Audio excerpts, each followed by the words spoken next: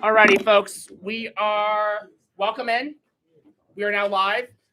Really quickly, can folks on the live stream now see me? Like if you're on the actual live stream itself with the link that I gave you, can y'all now see me and hear me-ish?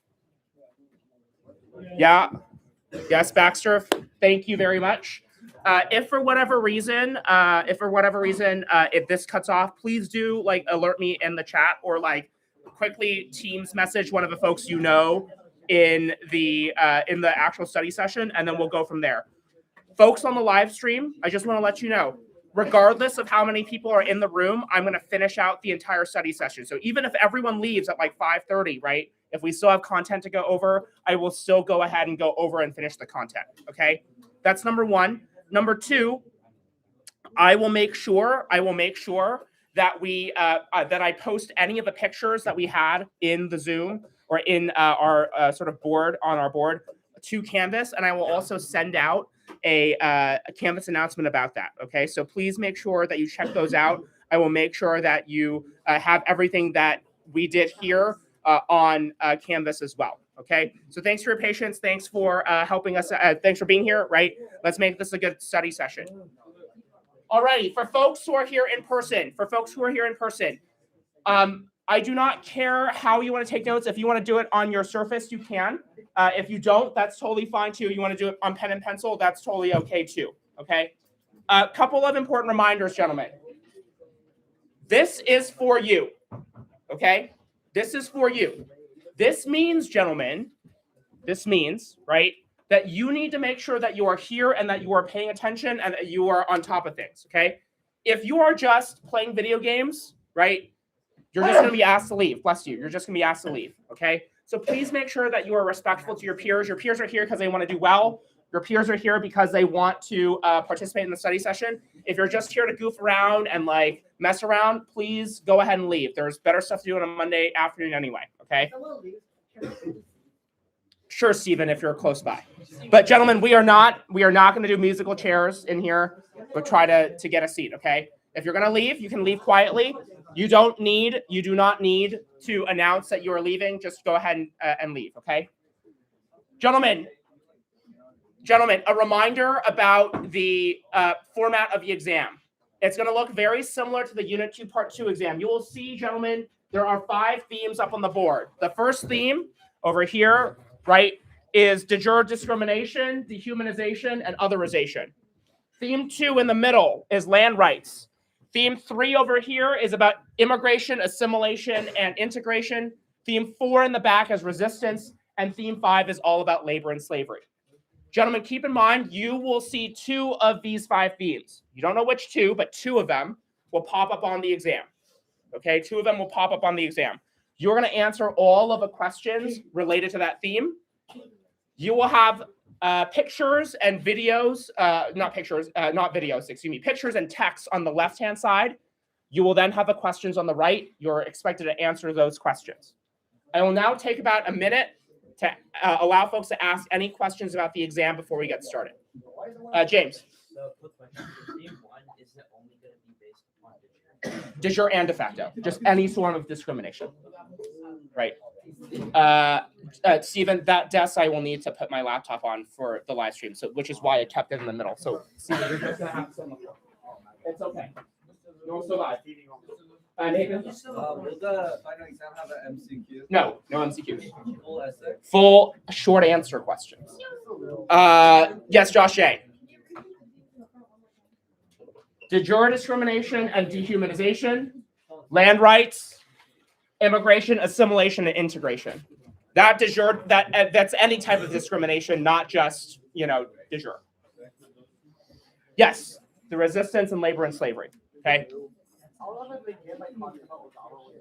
No. Yes. Okay. Out of all these 5, 2 of them will be on music. Yes. Axel?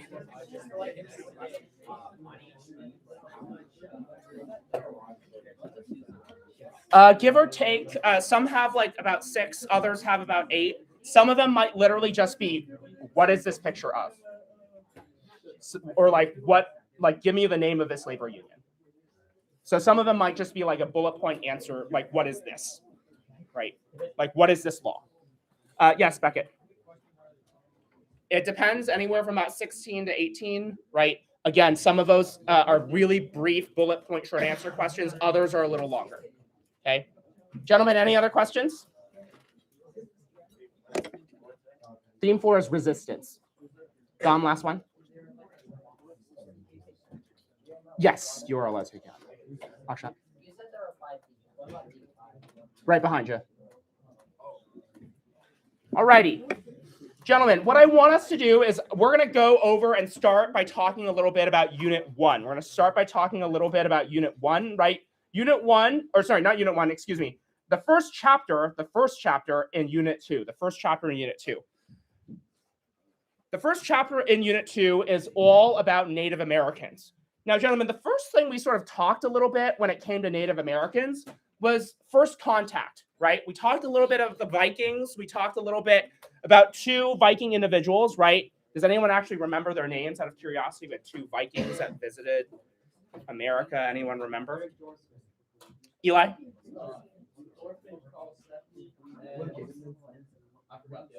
Ooh, very good. Thorfinn Karlsefni is one of them, right? He trades with the native people. Jihu? Leif Erikson does, but not one of those people we talked about. Ethan? Yes, Thorvald Eriksson, right? Thorvald Eriksson, very good. So, gentlemen, Thorvald Eriksson was one of the one of the Vikings that made first contact with the Native Americans, right? Now, gentlemen, there were a couple things we started talking a little bit about when it came to Thorvald Eriksson, Thorfinn Karlsefni, and those who were Native Americans. And the first thing we sort of talk about is this idea of savagery, right? Who gets to define what being a savage is, so on and so forth. So let's start off a little bit by talking a little bit about theme number 1, right? Theme number 1. Theme number 1, gentlemen, is all about de jure discrimination, de facto discrimination, otherization, right? Now, gentlemen, let's take a little bit, and let's take a little bit of time and talk a little bit about this idea of being savage, right? That is certainly something that define those who are Native American, right? John, what are some things that make the natives savage? What are some things that make the natives savage, right? What makes them savage? Danny. They wouldn't use the land right. Not using land properly. And this also will connect to land rights in just a second, right? They're not using their land properly, right? We'll talk a little bit about that. Very good. What else makes them savage? Jan. Yes. What makes them not civilized? There's some factors, some things, some details. Adam. Yes. Did they wear any clothing? Yeah. No clothing. That made them savage. What else made them savage, gentlemen? What else? Aditya. Paganism. What is paganism? It's like disorganized religion where you believe in multiple gods. Yeah, right. Or you believe that everything has a spirit. Anyone remember what this was called? This spirit? Julian? No, he yields. Joey? Animism, right? Animism, this idea, right, that those who are a Native American do not believe in a Christ or a God figure. Instead, they believe that everything has a spirit, right? What else makes them not civilized? Anthony? They were libidinous. Yes. What does libidinism mean? You can say it. Overly sexual. Yeah. Overly sexual. They're very horny all the time, right? Horny 24/7, right? That's what being libidinous means. Julian, what else? Like their skin color. Yes. They also lack a couple of things. What do they not have? Mikey. Letters. Letters. What does letters mean, Mikey? Like alphabet. Yeah, right. They don't have a written language, right? Right. Very good. Right. What else? Cole. Yeah, no cities. Right? They were nomadic. They moved around from place to place. Right? Abdullah. They were dirty. Yeah, they were viewed as dirty. Right? Very good. Anything else? We'll take Frederick. Yes, right? Land was more communal. We'll actually write that in blue over here.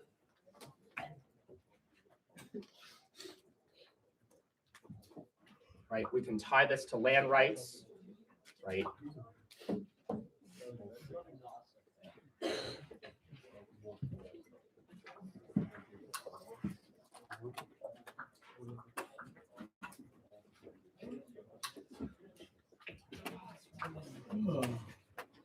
Very good.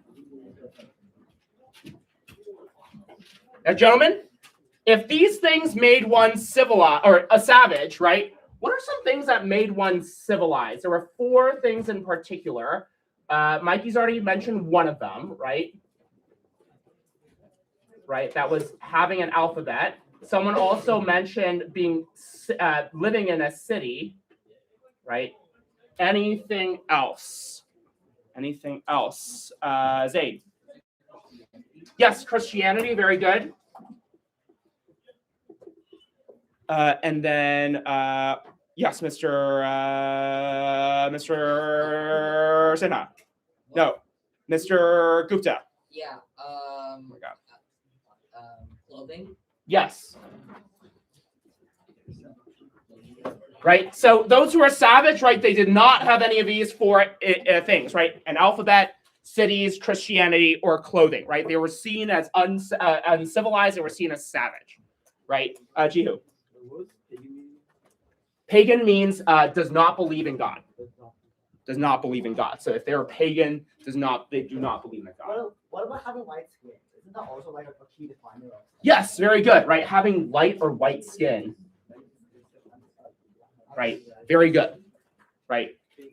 Excellent. Yes, Sidar. Could it also be like private land? We'll get to that in a hot second. Okay. Now, gentlemen, after we sort of talked a little bit about what defined one as savage versus what defined one as civilized, we started talking a little bit about how Native Americans, right, lived. And we, in particular, talked a little bit, right, about 2 important Native American groups. We'll start with the first one that we talked about first, right, these first group of Native Americans. Does anyone remember the name of these Native Americans? They lived in Virginia. Anyone happen to remember these Virginia Native Americans? Virginia natives. I will take Changyue. The which one? Not the Wampanoags. Nathan Kim? Not the Cherokees. I will take Chase. Very good. The Powhatans, right?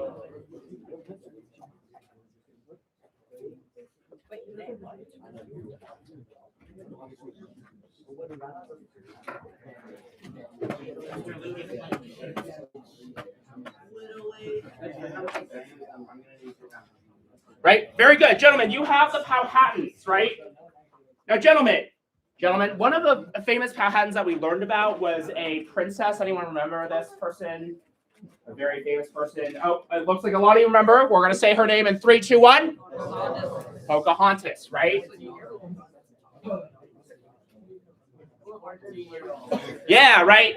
As Isaac mentioned, this poor lady was 14 years old, right? 10 to 14, right? When they first met John Smith, right? Or what was really John Rolfe, right? Gentlemen, John Smith sort of idolizes the Native Americans or idolizes Pocahontas. Does anyone remember for doing what? What does he sort of do? Or what does she do? What does she do? Allegedly, that is.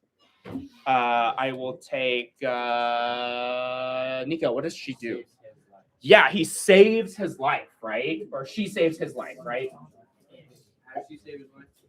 Who says whose life? Pocahontas saves, remember, saves John Smith. He's about to be executed, right? And he like throws her body over his to try and save her, right? Now, gentlemen, we start getting a bunch of hostile treatment towards the Native Americans, particularly because of theme number 2. This thing called land rights, right? Now, gentlemen, initially, remember that the natives and the Europeans sort of got along with each other, right? A lot of the Native Americans, a lot of the Europeans, they ended up sort of like working stuff out. They shared food with each other. But as people started getting their land encroached on, we started getting more and more and more hostile. Julian. Ah, very good. Gentlemen, let's take a second before we talk about the Jamestown Massacre. Let's talk about one of the justifications we start to see for taking Native American land, right? So one of the first things we start to do is we first start to see, right, they're savage because they don't use their land properly, right?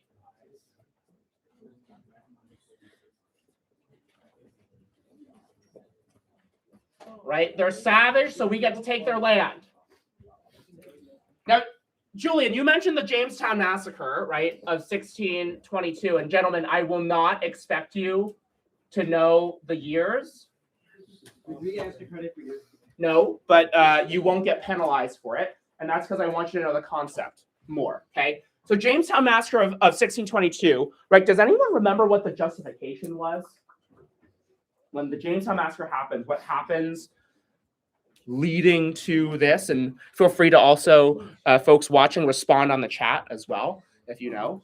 Kian. Very good. Right? The biggest thing here, gentlemen, is that we have blood on the soil, right? So if there's blood on the soil, right? If we see blood on the soil, therefore, right, it is whose land? Our land, right? Blood on the soil is our land, right? Now, gentlemen, I also want to talk a little bit about some important crops. Does anyone remember what type of crops I'm sort of talking about here? There's a specific type of crop that's super important. What type of crop? Ethan. Cash crop. Very good. Ethan, do you remember what cash crop I'm referring to here? Are we on the theme 2 now? Yes. Gentlemen, we are on theme 2 now, so we're talking a little bit about land rights, right? We tied that into theme 1, right? Tobacco, very good. Gentlemen, tobacco, remember, is a cash crop that is often planted in Virginia, right? It is a crop in which those who are Europeans will want to plant in Virginia because the soil is very rich in order to sell in Europe, right? So we have things like tobacco, which is a cash crop, right? So we start to see more and more Europeans start taking European land, right? The Native Americans react to the Jamestown Massacre of 1622, right? Because like, hey, you can't just take our land. We're not going to stand here and just take it, right? Does anyone know? There's also 2 other justifications about taking land. Anyone happen to know which 2? There's 2 more justifications, plus you. Ooh, I will take. Let's see if Bernard is fortuitous today. Smallpox and how it kind of like was a God-sent disease. Very good, right? This was a God-sent disease, right? These are Native Americans being killed by God, right? God is on our side. God is killing the Native people, right, to allow us to take the land. Anyone know the 4th one? The 4th one, right? God-given right to take the land. What's the 4th one? Tejas? American idea of like We're not quite there yet. We're not quite there yet. We're not there yet. I will take Dave. Yeah, they're not using the land properly, right? Because they're what? They're lazy, right? They're saying they can't use their amazing land because they're not using it to make drugs. Very good, right? They have no work ethic, right? They are planting for sustenance, right? They're only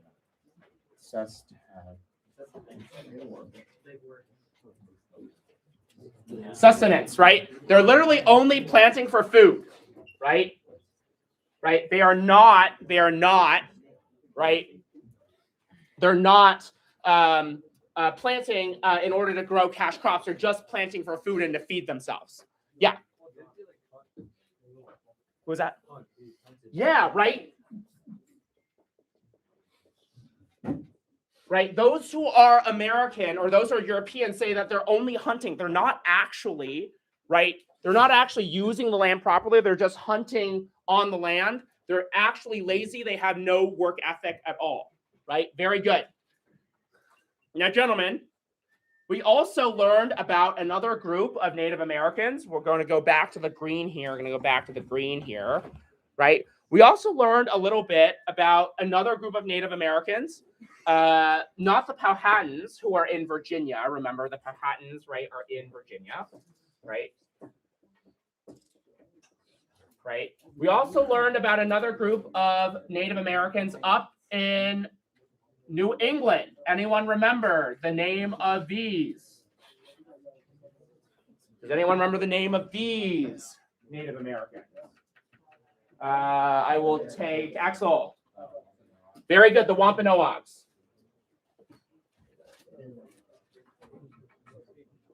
The Wampanoags, right? Now, gentlemen, both of these groups planted very similar crops. Anyone remember what these groups of crops were called? There were, sort of already gave it away if I say the name, but there were a couple of them that they planted together. Anyone remember? Yeah, Lucas. It was like the sister, and it was one of them was corn. Very good, gentlemen. You have 3 sisters, right? One of them was corn, right? Anyone remember the next 2? I will take, Patient, give me one. Beans. Beans, very good. And Frederick, what's the last one? Squash, right? Corn, beans, and squash. Right? So Wampanoags, right? They're very famous for rotating all of this. Remember, we call this the crop rotation. Right? We rotate the crops around each other, right? And gentlemen, remember that we sort of talked a little bit about why, right, this is so important to our debate about whether or not they're civilized or savage. Because if they claim, the Europeans claim that they're lazy, right? Well, this sounds to me like a perfect counterexample, right? The Native Americans are actually farming, right, everything, right? Now, remember, we start to also see the Europeans sort of encroach on their land, right? We start to see the Native Americans encroach on their land, right? Because they think that they're being lazy. They're not actually, right, planting any sort of food, right? Or actually using the land properly. They're not planting any cash crops, right? They're just planting for themselves. And as a result, gentlemen, this leads to some important resistance efforts. So we're actually going to walk back to theme number 4. Theme number 4. Okay, we're gonna skip through. I'm going to place this right here. Is that enough space for you? Yeah. Okay. Gentlemen, we're going to talk a little bit about resistance, right? How different groups resisted. Now, gentlemen, there were 2 wars. 2 wars. Resistance. Edward, is this giving you PTSD? Yeah, a little bit.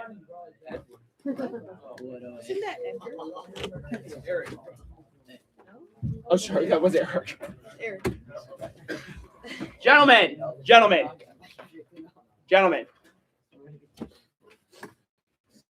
I want to take a little bit of time to talk a little bit about how the Native Americans resisted, right? So we talked a little bit about Wampanoags, right? There were 2 wars. Does anyone remember which 2 wars, right? There were 2 wars that really led to this resistance effort taking place.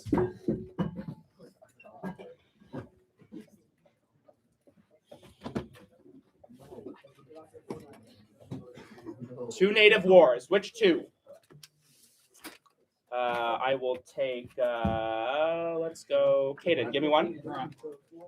Say it loud. Very good. King Philip's War was actually the second war. King Philip's War.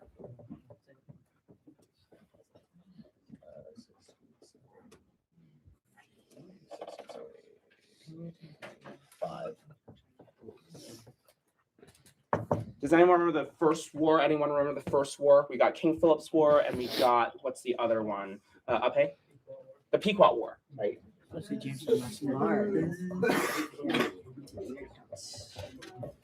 Alright, that's fine. Right. So we have the Pequot War. We have the King Philip's War.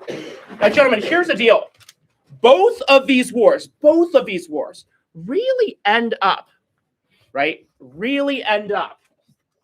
Causing some major devastation. What is it? Something happens to the Native American tribes as a result of this Native American War. Ethan Grace. Yeah, right. The population decreases substantially.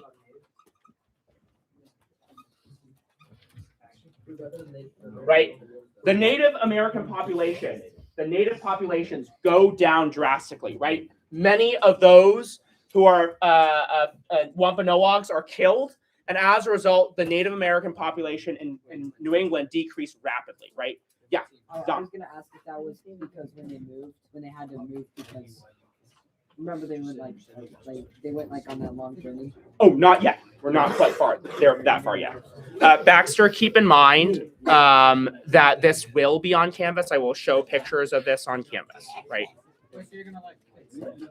Yes. Yes, Tristan. Yes, both sort of result in the population decreasing substantially. Gentlemen, as a result of this decrease in population, what happens to the land? What happens to the land? Declan, what happens? The Americans take it. Yes, or the Europeans in this case. Really? Right, so the native population goes down rapidly. Right, and the Europeans take the land. Right, so at the end of the day, gentlemen, these resistance efforts from the Native Americans are not very, unfortunately, not very fortuitous, shall we say? Not very good. It ends up sort of resulting in Native American suffering as a result. Okay, Jihu.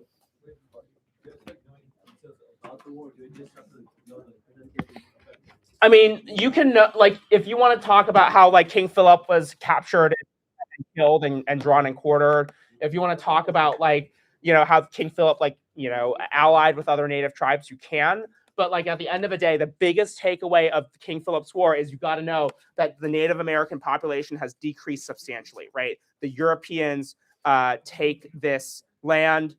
They do not allow the Native Americans to sort of gain any power. Yes, Josh. I'm just wondering, which war was the one where the Europeans are actually losing, but then they trick the natives into giving up their weapons or something? That was earlier. You mean Bacon's Rebellion? Oh my. Gentlemen, we're going to transition back up top.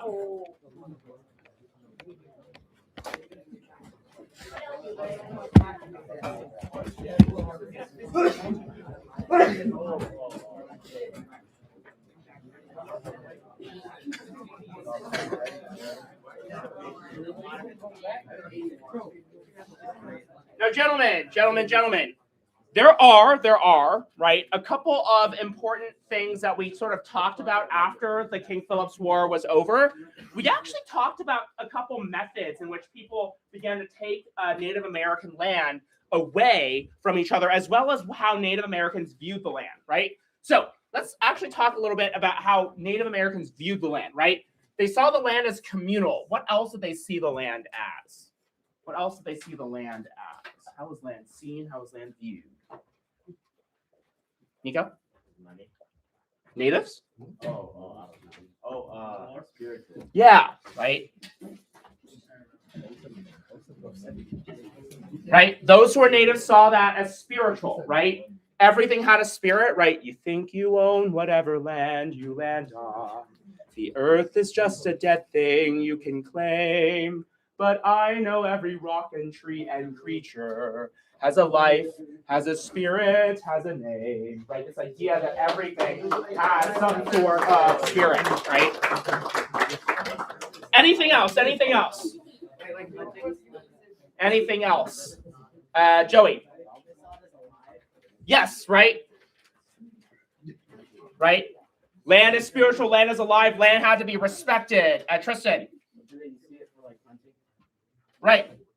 They were hunting off of it. They needed to steward it to keep it healthy and safe, right? On the other hand, gentlemen, right? How do the Europeans see the land?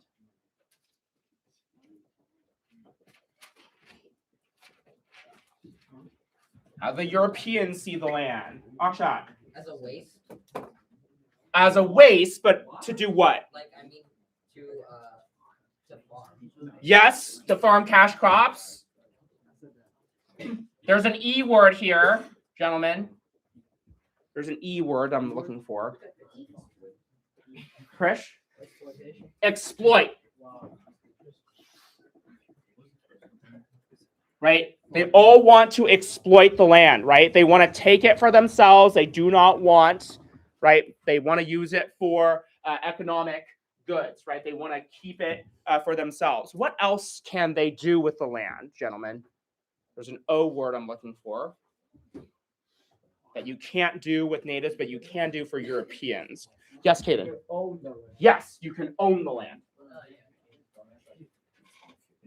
Right?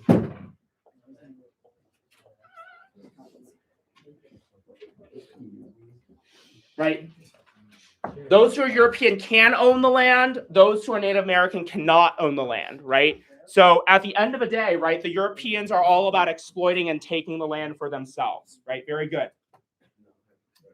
Now, gentlemen, this bleeds, right, into when we start talking a little bit about one of our founding fathers, right, who ends up really coming up with a very smart way to take away land. Does anyone remember which founding father I'm sort of talking about here? Which founding father am I talking about here? Nikolai? No. No. Alex? Yes, Thomas Jefferson, right?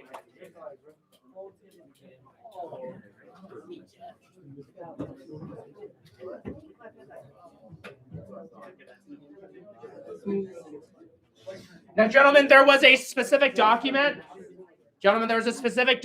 We talked about that Thomas Jefferson wrote. Anyone remember the name of this document?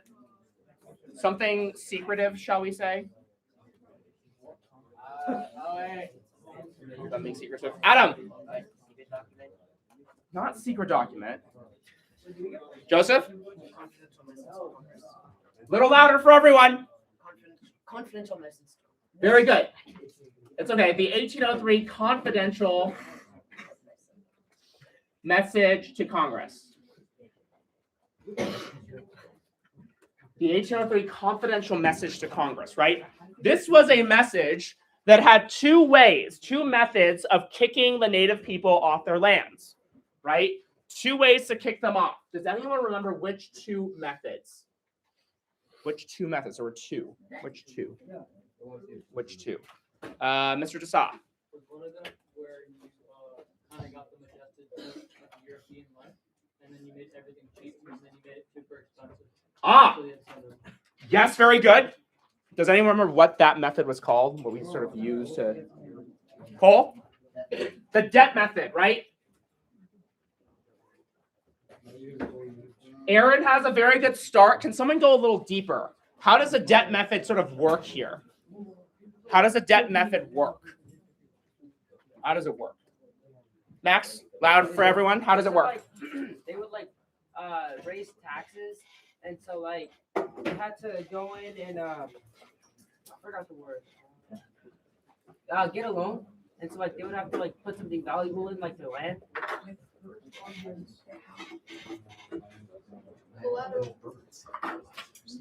You remember the C word, Max? The What's the C word that leads? Collateral. Yes. Yeah, it is. Very good, gentlemen. That collateral is what, gentlemen? Land, right? And Max, what happens? What happens when they can't pay that collateral? Their land is taken. Yep. Right. Yes, Danny. Oh, yeah, sorry. Yes, Lucas. Yes, Lucas. Yes, it is a loop.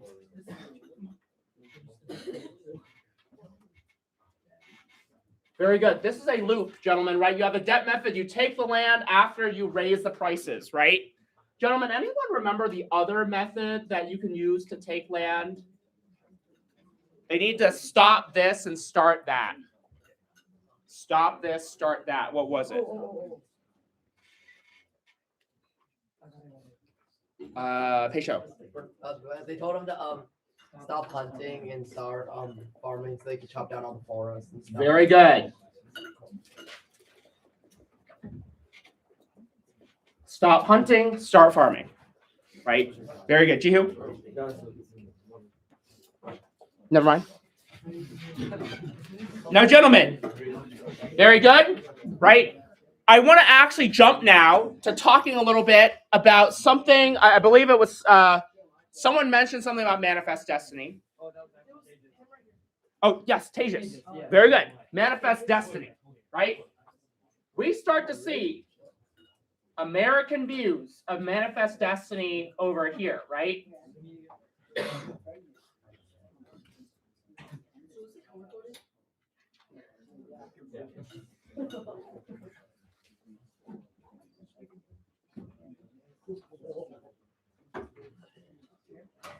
Very good. We have this idea of manifest destiny. Can someone tell me what is manifest destiny? What is it? What is it? Samir. It's the belief that white colonizers were divided, given the right to colonize the entirety of the continent. Very good. The God-given right to expand westward. The God-given right to expand westward. Right? The God-given right to expand westward. Right? Now, gentlemen, right before manifest destiny, right before, we start to see another group of Americans. In fact, another president that really wants to take away Native American lands. Does anyone know which president I'm sort of talking about here? It wasn't Polk, at least just yet. Anthony? Very good.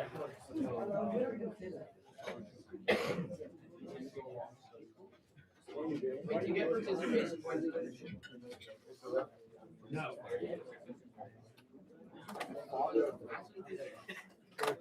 Now, gentlemen, Andrew Jackson, right? Andrew Jackson really did not like the natives, right? He sort of thought that they were savages.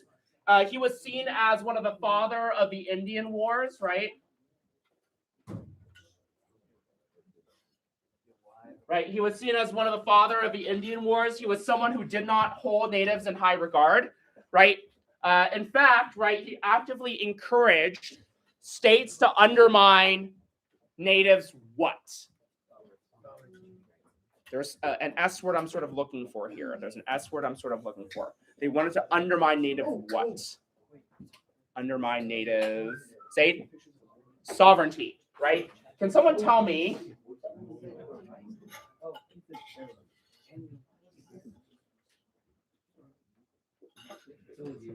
Can someone tell me, what does sovereignty mean? What does sovereignty mean? I will take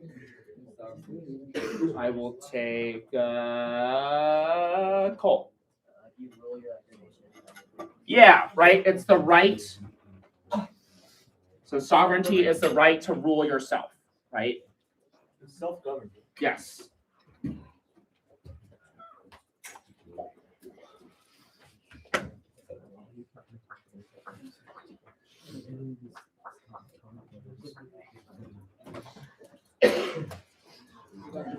Very good. It's a right to self-govern, right?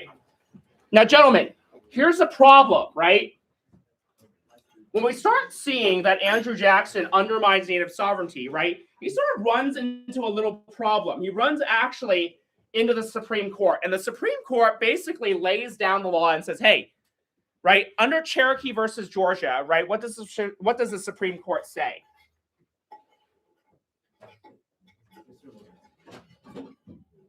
Yes, Tristan.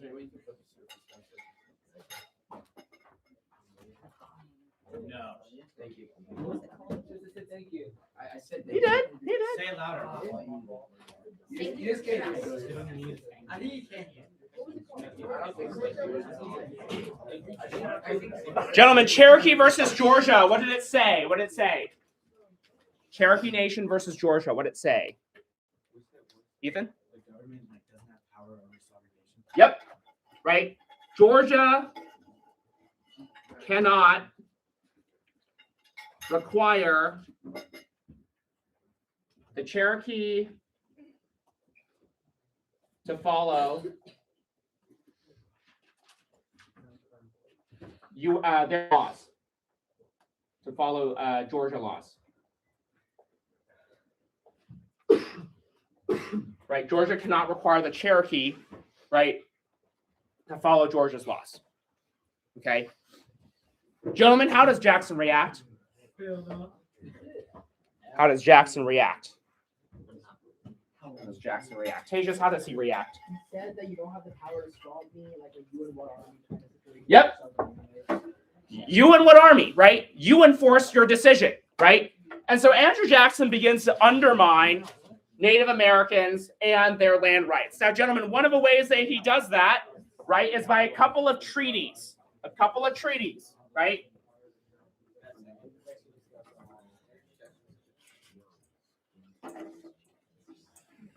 Gentlemen, there are a couple of treaties that Andrew Jackson, right, is a part of. One of them involves the Choctaw, right? And one of them, right, ends up affecting what we call the 5 civilized tribes, right? Now, gentlemen, Andrew Jackson also encourages the passage of a specific law. Does anyone remember which law? There's something that requires all people to move out west. What? Which one? I will take Isaac. Not yet. Not yet. James. Yes. So it's the Native Removal Act, right? Yes. And also, what is the Georgia versus Cherokee thing say? Like, Georgia can't require the Cherokee to follow Georgia's laws, right? So Georgia has no sovereignty, right? Georgia has no sovereignty over the natives, right? Yes. Yes. Wait, are Cherokee The treaties come after Isaac. Cherokee Nation be Georgia and Worcester be Georgia in the same case? There are different cases, though they end up ruling sort of very similarly, right? Worcester versus Georgia also reaffirms this idea that at the end of the day, right, Georgia can't require, right, Native Americans to follow their laws. wait. James? So the Cherokee, Georgia is not required the Cherokee to follow Georgia's laws, but isn't that like contradicting? It's like, didn't you say Andrew Jackson undermined the Native? Yes. Cherokee versus Georgia said, Jackson, you can't do that. You should not be able to do that, Wait, who won? right?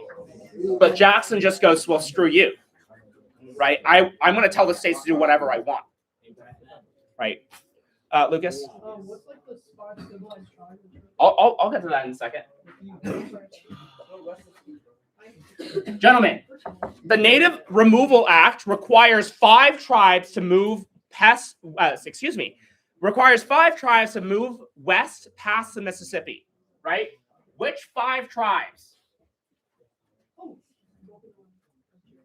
Hey, can you please wait? Which 5 tribes? Declan, give me one. Yes. Which else? Julian? No. No. Danny? The Creeks.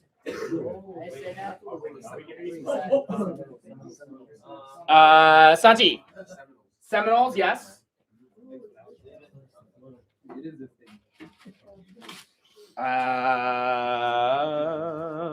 Zaid? Yes, Chickasaw. There's one more. Yes, one more. I will take Caden. Choctaws. Very good. Just happens to be what it is, right? So these 5 tribes were required to move west of Mississippi.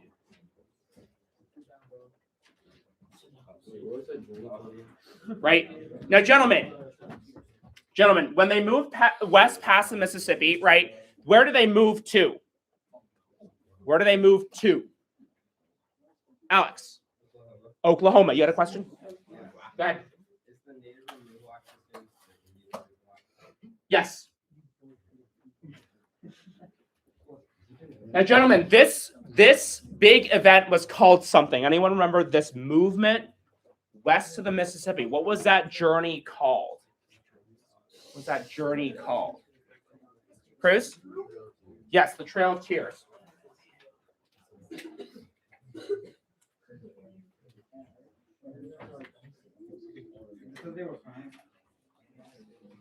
All right, very good, gentlemen. This was called the Trail of Tears. Now, gentlemen, we know that there are a bunch of treaties, right, that ends up screwing over the 5 civilized tribes, one of which was the Choctaw. Does anyone remember the name of the treaty that screws over the Choctaw?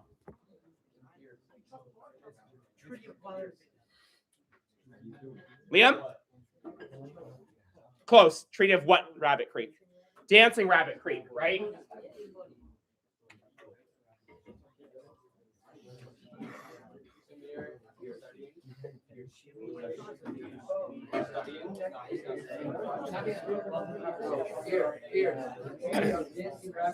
Gentlemen.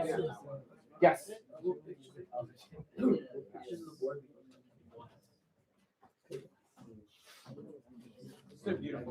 Gentlemen, can someone tell me the Treaty of Dancing Rabbit Creek, right?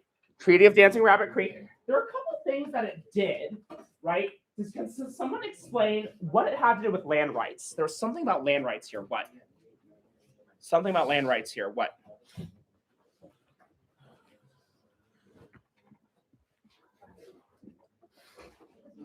Something about land rights. Aditya? It gave up like land rights for like compensation, right? Like money. Yeah, well,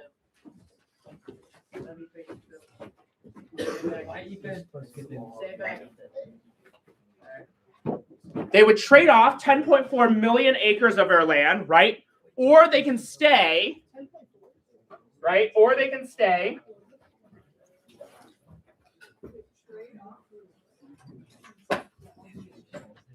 Or they can stay for a land grant. Now, gentlemen, when they stayed for a land grant, what would end up happening? There's something that is important about that piece of paper. What are they going to do with that piece of paper that says you have a land grant? Jihu? It was what? Not quite. Yes, James. Yep. James is exactly right. One of the things, gentlemen, that they do is if you want the land grant, you got to pay a fee, right? Right? If you want a land grant, you got to pay a fee. Gentlemen, what are they going to do with that fee? They're going to do what to it? Increase it, right? They're going to raise the prices. Now, gentlemen, what happens when you can't pay for that land grant, that certificate? You have to take out a loan, and then you have to put down something as? And what do they have to put down? The land, right? So, gentlemen, this is essentially the debt method, right?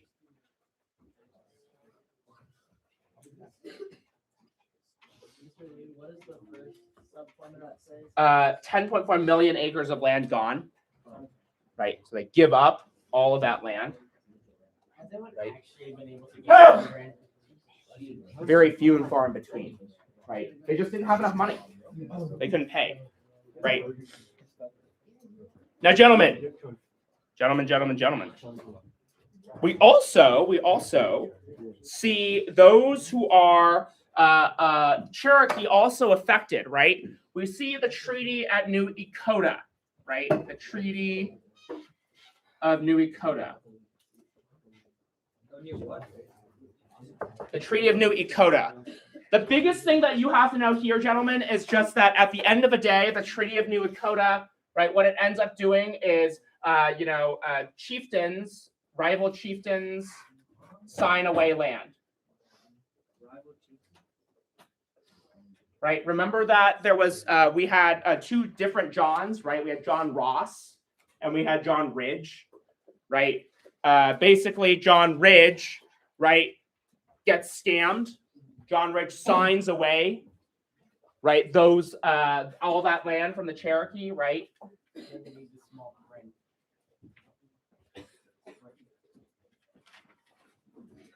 Right. Even though most of them want to stay, right? So John Ridge signs away land, even though most want to stay.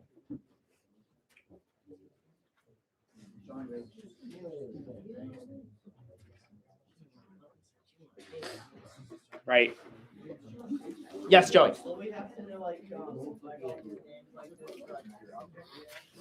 I wouldn't say that you needed to know like something like John Ridge. I'm more concerned like if I said Cherokee Nation, right, on the exam, I would expect you to know who the Cherokee were.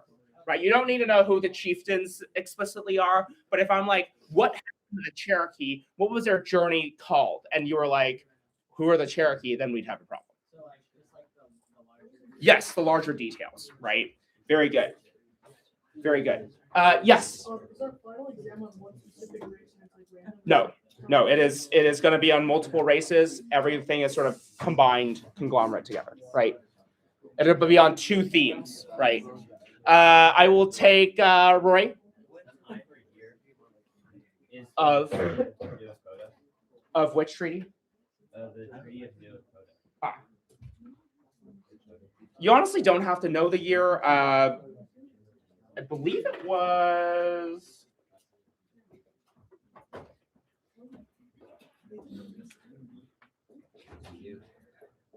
1835.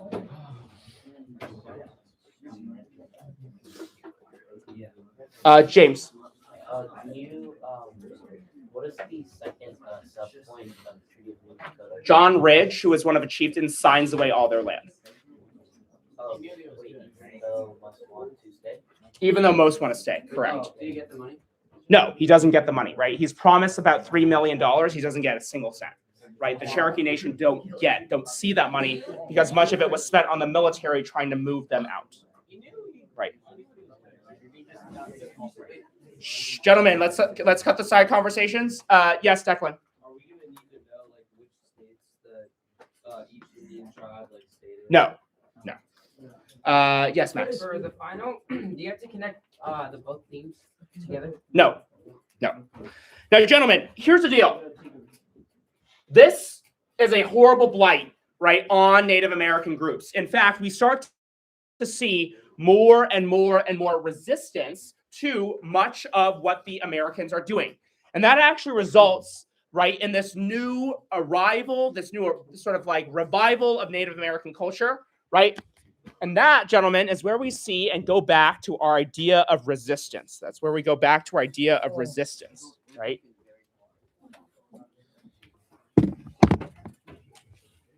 Now, gentlemen, I want to take a second to talk a little bit about resistance, right? We know that there's this new revival against the taking of land, right?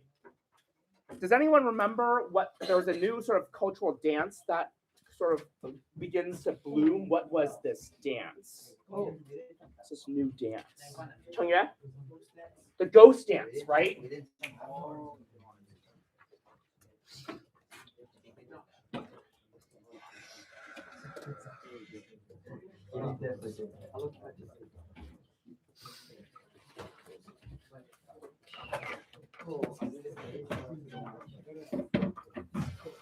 Right? There's a resistance, gentlemen, to the taking of Native American lands out west. Now, here's the deal, gentlemen. Here's the problem, right? They also want to bring back something. They want to bring back what? They want to bring back something. What do they want to bring back? And according to the chat, Mr. Liu, yes, I do miss you. Or sorry, Mr. Ethan Christ, yes, I do miss you. Ethan Christ? Jan, what are they trying to bring back? Bison, right?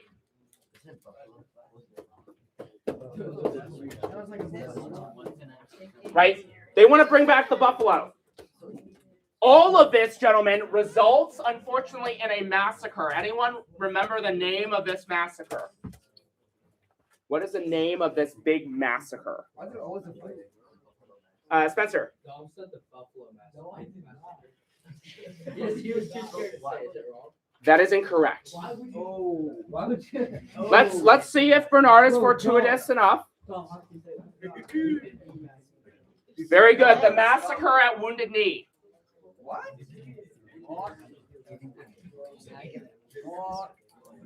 Bro, Tom, I didn't say that. Yes. He said the Buffalo Massacre. Gentlemen, this results in the massacre at Wounded Knee, right? Does anyone remember the Native American leader who ends up dying as a result of this massacre? There's a Native leader that ends up dying. Does anyone remember who? Anyone remember who? Tejas? Yes. Right?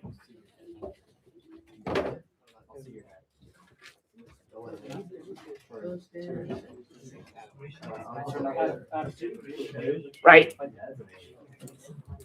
So, gentlemen, we see Sitting Bull of Lakota. He passes away, right?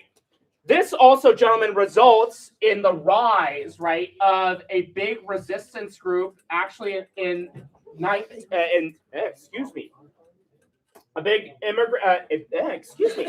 big Native American group that gets founded to protest against the taking of land. Anyone remember what big sort of resistance group arises as a result of this? Axel? Very good. What does AIM stand for? Very good. Right?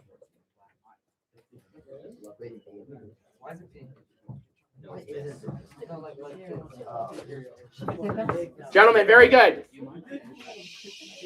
Gentlemen, we got the American Indian Movement, right? AIM. AIM, gentlemen, also, right, has this list of 20 points, right, that tries to draw attention to broken treaties, right? They end up protesting against the illegal taking of land.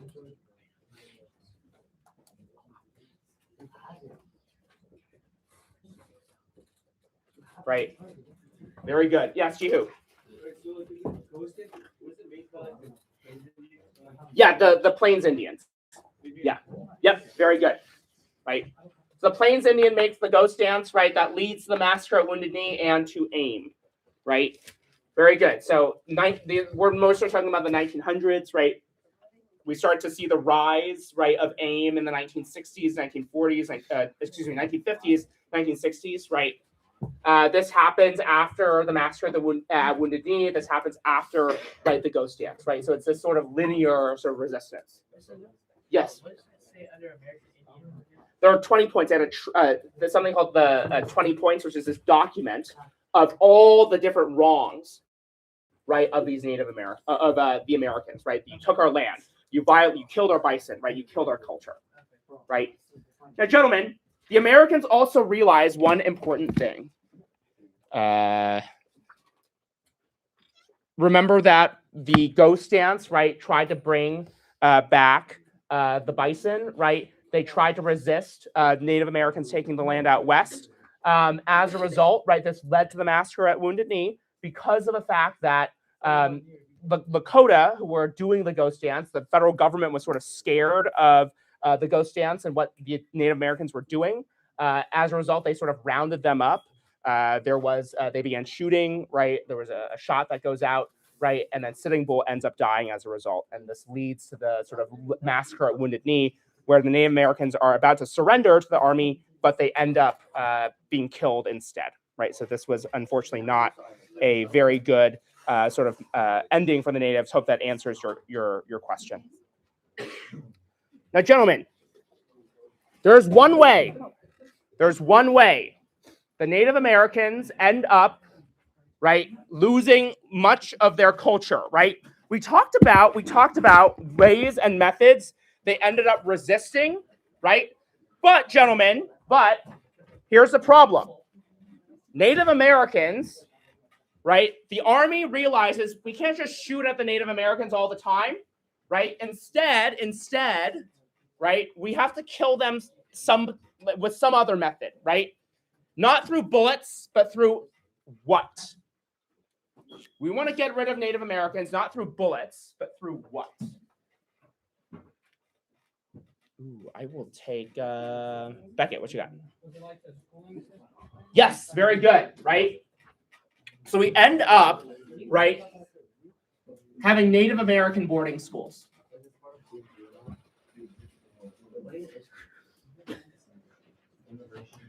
Right? And this has to do with one of these important terms: immigration, assimilation, and integration. Gentlemen, which one? Assimilation, right? Forced assimilation. Very good. This is an example of forcible assimilation, right? Question for you gentlemen. Can someone tell me what happened at these native boarding schools? How did they force them to assimilate? What would they do? How would they force them to assimilate? How would they, Pierce? They cut their hair. Cut hair. Nico? They would scrub their skin Scrub skin. Why would they do that? to try and turn it white. To turn it white, What? right? How else or what else would they do? Zayd.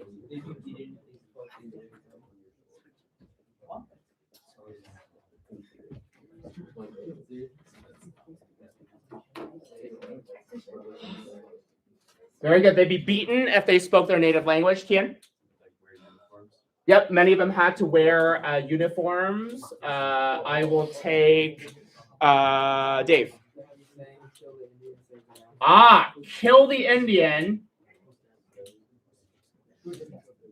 and save the man. The more civilized we make them, the better. Arnav. We did that. Last one, Isaac. Kind of like last one, they didn't just like not because they spoke language, like they didn't just beat them up. They just beat them up in general just to make sure if they like answered something wrong. Yeah. Something like Yeah. math problem. They got their ass kicked until they actually got it right. Josue, to answer your question, right? Sometimes, right? But it was very hard to do so because the fear of, hey, if I practice my culture, I will get beaten, right? Now, gentlemen, very good. That basically concludes the Native Americans portion, right? That was the natives, right? Indeed, that was the natives. That was just the natives, right? Gentlemen, I actually want to skip one. I want to skip one ethnic group just for a second because I want to take a look at this important term on the board, manifest destiny. There was one particular ethnic group that ends up really getting affected by manifest destiny. Does anyone remember which one? There's one big ethnic group. Which one? Which one? Jan. Yes, very good.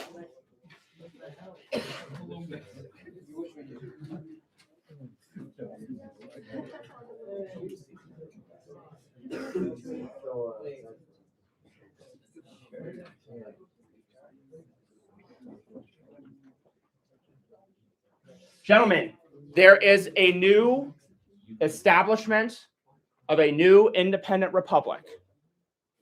What is the name of this republic? Well, actually, I'll back up first. Right? Americans Americans go into Mexican territory. Right? Gentlemen, what happens as a result of that? Where do they go, first of all? What's the name of this new territory?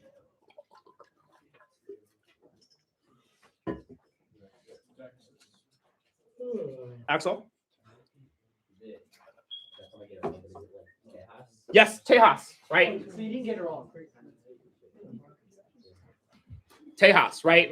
Not Tejas, but Tejas, right? Right? Mexico responds, right?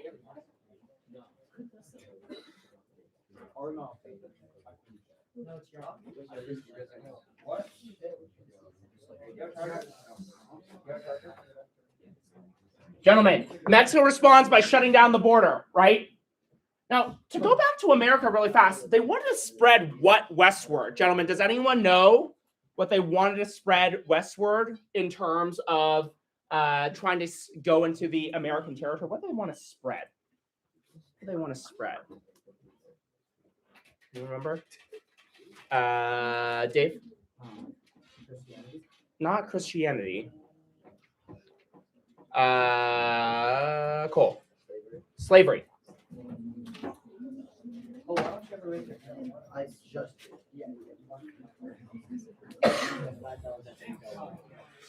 Right, very good. They wanted to spread slavery westward, right?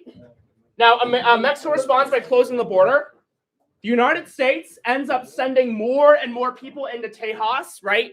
One of the things they end up doing, right? One of the things the Americans end up doing is causing a little conflict. Anyone remember what that conflict was called? Yes, Lucas. The Alamo. Very good.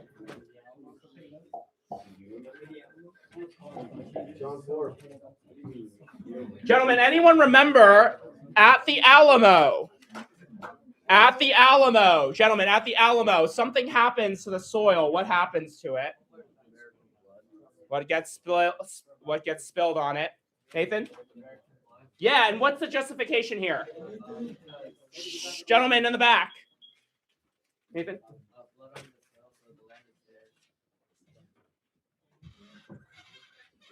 Very good, right? There's blood on the soil, therefore the land is theirs, right?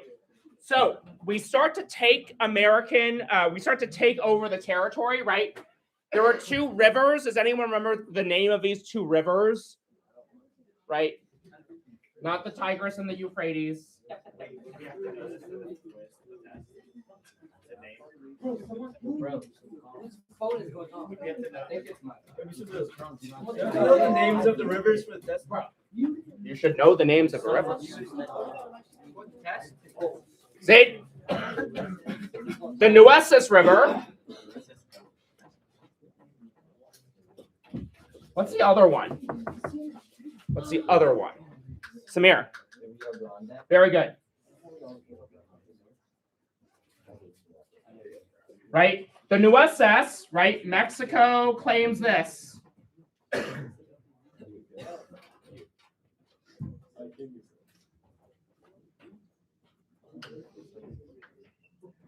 Mexico claims that to be America's border. On the other hand, the Rio Grande, right?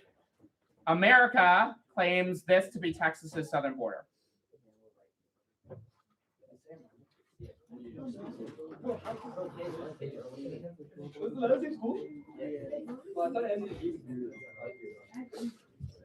Very good. Now, gentlemen. We end up, right, having this disputed territory, right? America sends troops in between this territory and land, sheds blood, bit, bam, boom. This results in the Mexican-American War. Right? Now, gentlemen, the U.S. wins, right, the Mexican-American War, right? Now, gentlemen, something special happens to Tejas, right? It becomes an independent republic. Does anyone remember the name of this independent republic? What happens to it? It becomes an independent republic. Spencer. Chaos Republic. No. Mr. Silviera. Lucas.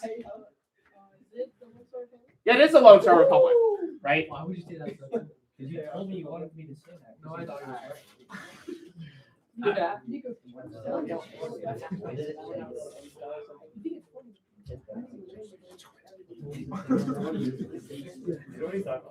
Gentlemen, you've got the Lone Star Republic and you've got what? In California, what is it called? You got the Lone Star Republic and the what Republic?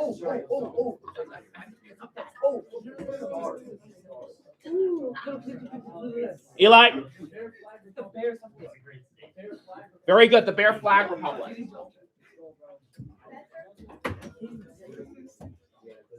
Is it the Mexican-American War?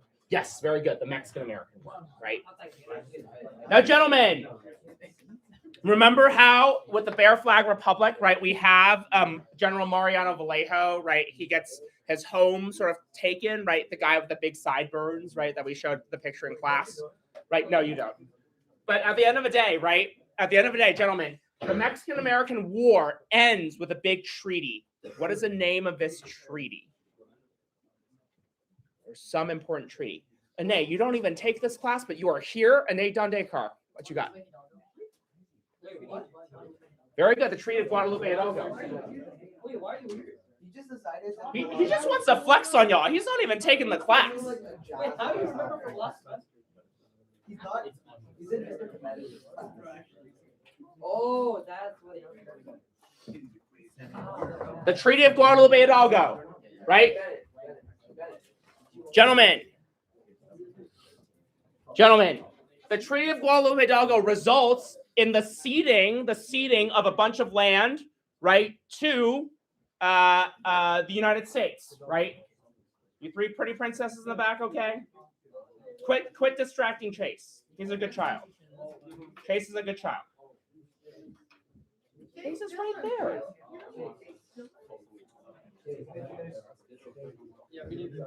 Now, gentlemen, there is something special about the Treaty of Guadalupe Hidalgo. There was this thing, right? There was this article called Article 10.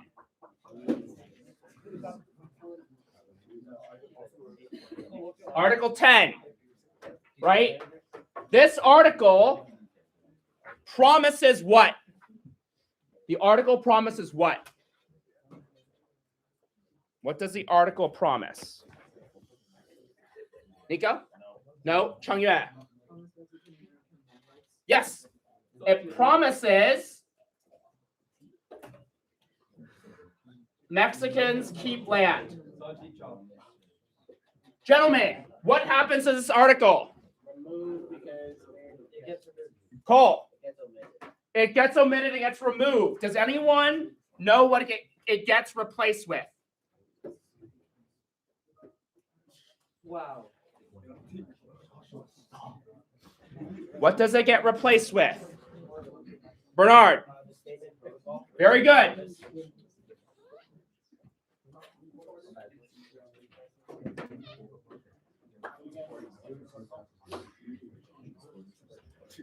Gentlemen, it gets replaced by the de facto statement protocol. This was a de facto promise, right? Pinky promise, I swear to God, I won't take your land, right?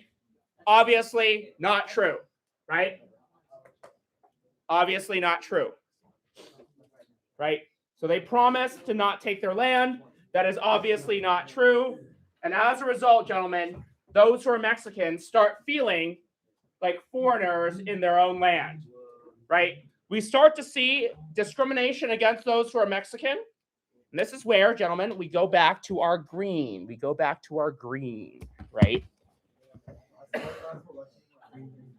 Now, gentlemen, there were some examples, right, of discrimination against those who are Mexican. Anyone remember some examples of discrimination?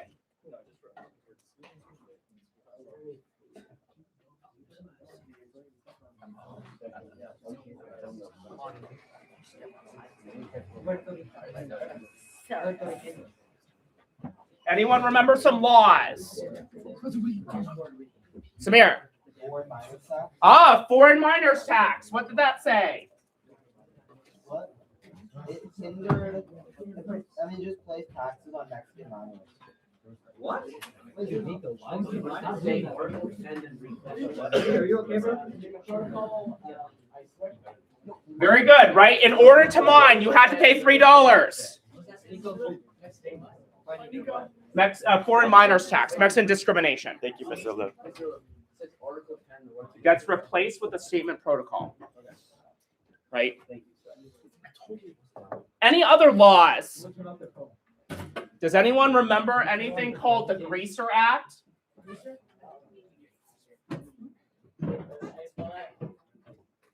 Grease and then R. The Greaser Act. Bernard, what did it say? Yeah, it was a vagrancy law. It was an anti-homelessness law. Right? The Greaser Act is an anti-homelessness law.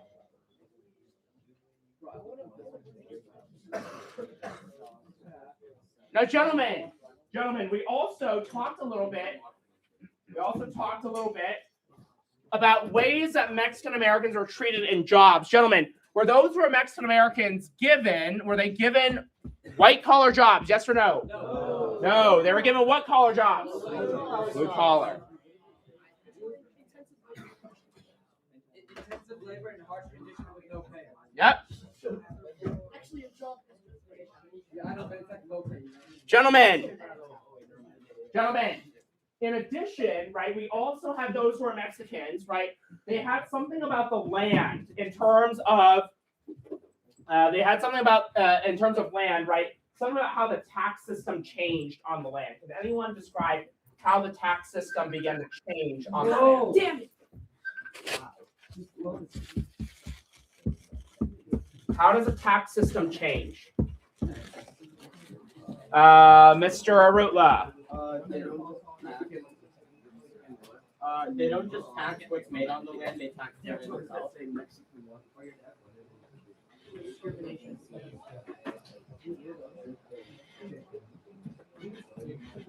Very good. We don't tax, gentlemen, right, the profits. We tax the land itself, right?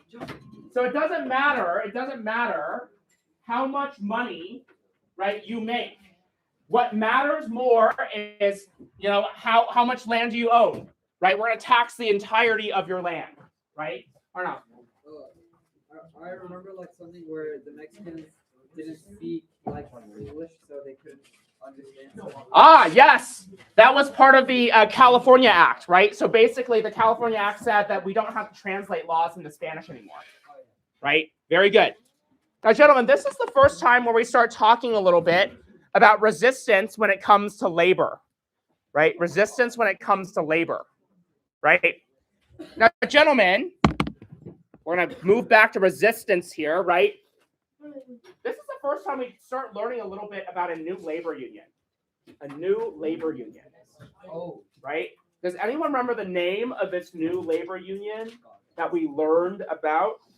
This new labor union? Indeed. In fact, we can also talk a little bit about how this is connected to slavery. Labor, anyone remember? Jan. Yes, right? This is part of labor resistance, right? Jan, what does the JMLA stand for? Oh.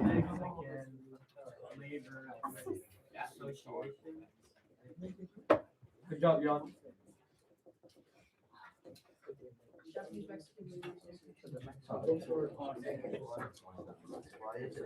Very good. And gentlemen, all of this, right, is because of a result, the resistance here is because of a poor pay, right? As folks mentioned before, they had poor pay, horrible working conditions. Many of them pushed back by striking, right? They ended up striking for better pay, right? Yes, Max. This is theme 5 and theme 4, right? This is resistance. They resisted by labor strikes. Now, gentlemen, Japanese Mexican Labor Association, that is also known as a what? A labor what? Labor union, right?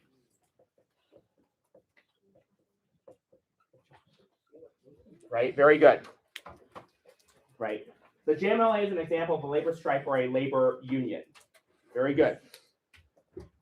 Now, here's the deal. Those who are Mexican, right, many of them, after the Treaty of Guadalupe Hidalgo, they were given a choice. They could either stay in the U.S. or go back to Mexico. Many chose to stay. Now, here's the thing about staying, though.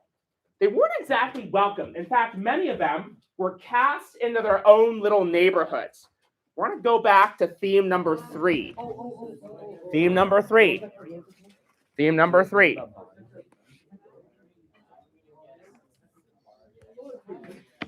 Gentlemen, does anyone know the name of these? Damn. Josue is very, very extra in the chat. I appreciate that, Josue.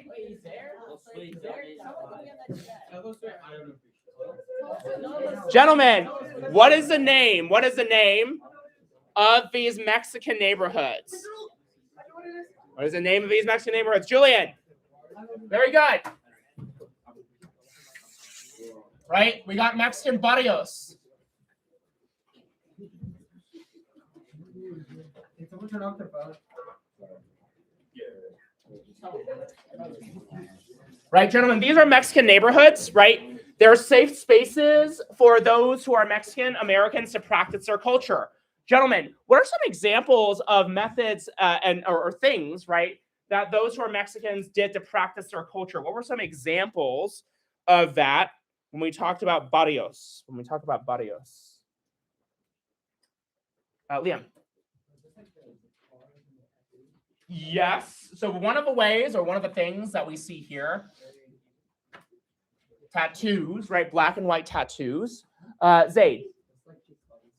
Yeah, Chicano culture, right? What are some examples of Chicano culture?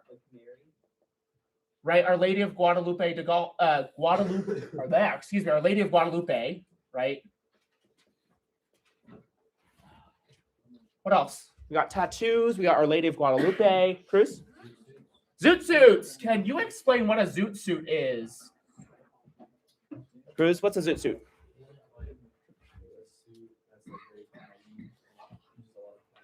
Yeah, baggy uses a lot of fabric, right? At the end of the day, gentlemen, zoot suits were controversial. Why? Zoot suits were very controversial. Why? Mikey. They were made during the military and there was a lack of fabric. Good. So they thought it was wasting and unpatriotic. Very good, right? This resulted in riots during World War II because they were made with so much fabric, right? So this resulted in riots during World War II because it literally they were made with so much fabric, right? Very good. We actually have one more. Someone mentioned cars, but what specifically is a term here? What specifically is a term? Pierce? Mm-hmm.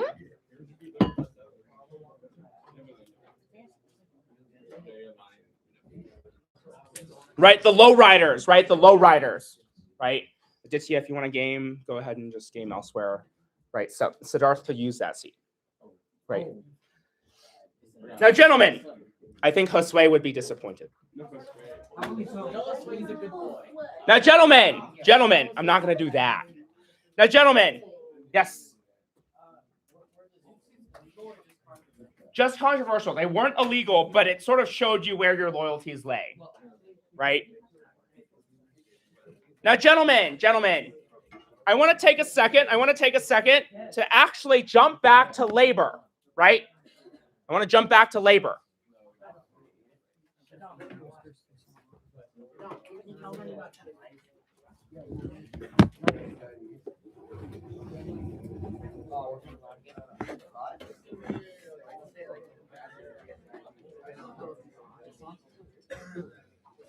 Gentlemen, I want to take a second to talk a little bit about why or what jobs those who are Mexican would end up doing? Anyone remember the type of jobs that Mexicans would do? What type of jobs? Julian. There were many of them were rancheros. Yes, Adam. Yes, very good. They would largely work, right, blue collar jobs, right? They were blue collar.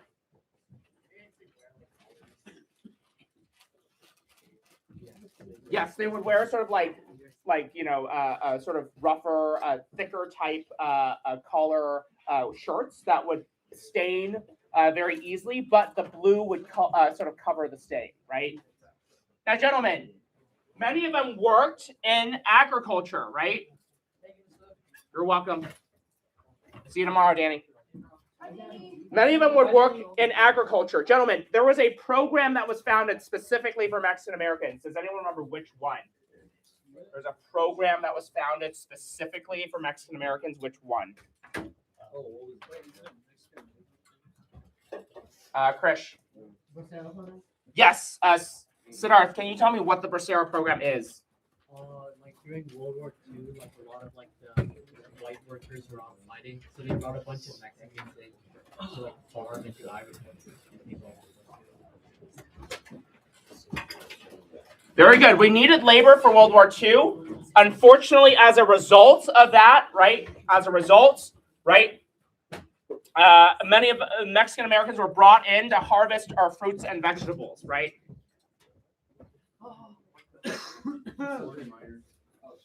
Yes. Was there a question?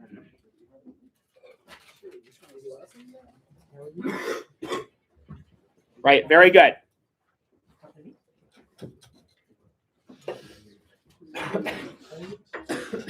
Now, gentlemen, those who are Mexican were also viewed as what, especially in the 1920s? Anyone remember how were they viewed in the 1920s? They weren't viewed as people that were helping. They were viewed as what? They were viewed as what? Declan? Job stealers, right? And this is where they started encouraging, right? This is where they started encouraging, right, those who are Mexican to go away, right? Does anyone remember what this was called? Mexican Americans should go away. They should go back to their home country. Does anyone remember what this was called? Ma'am? Deportation or self-deportation? Yeah, self-deportation, right?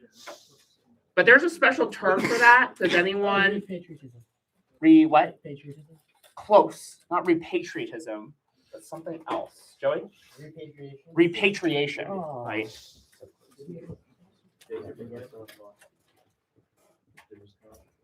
Right. Go back to your home country, right? Leave and get out of here, right? Very good. Repatriation, right? Repatriation. Now, gentlemen, many of these same attitudes are unfortunately ones that we see today, right? A lot of what we see today at the southern border, right, is this idea of, hey, go back to your country. We do not want you here. You're seen as job stealers and taking American jobs. Ironic because of the fact that many of these jobs are jobs in agriculture that many Americans would not want or would not want to be taking, right? Now, gentlemen, does anyone remember there was a specific program started by a president that sought to sort of like alleviate the fear of being deported, especially if you are the son of undocumented people? Does anyone remember the name of this program? Pierce? DACA, right?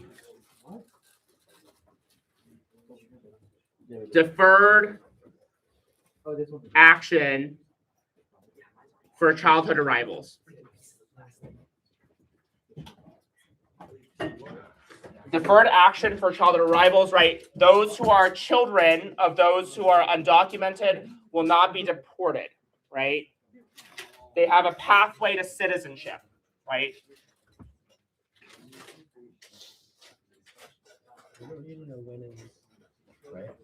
No. But 2016. Or sorry, 2012. Excuse me. 2012. Now, gentlemen, we also see, right, resistance in the barrios, right, especially resistance against unfair treatment in education. Gentlemen, there were some things that Mexican Americans did that weren't just labor strikes, right? Many of them ended out protesting against unfair schools.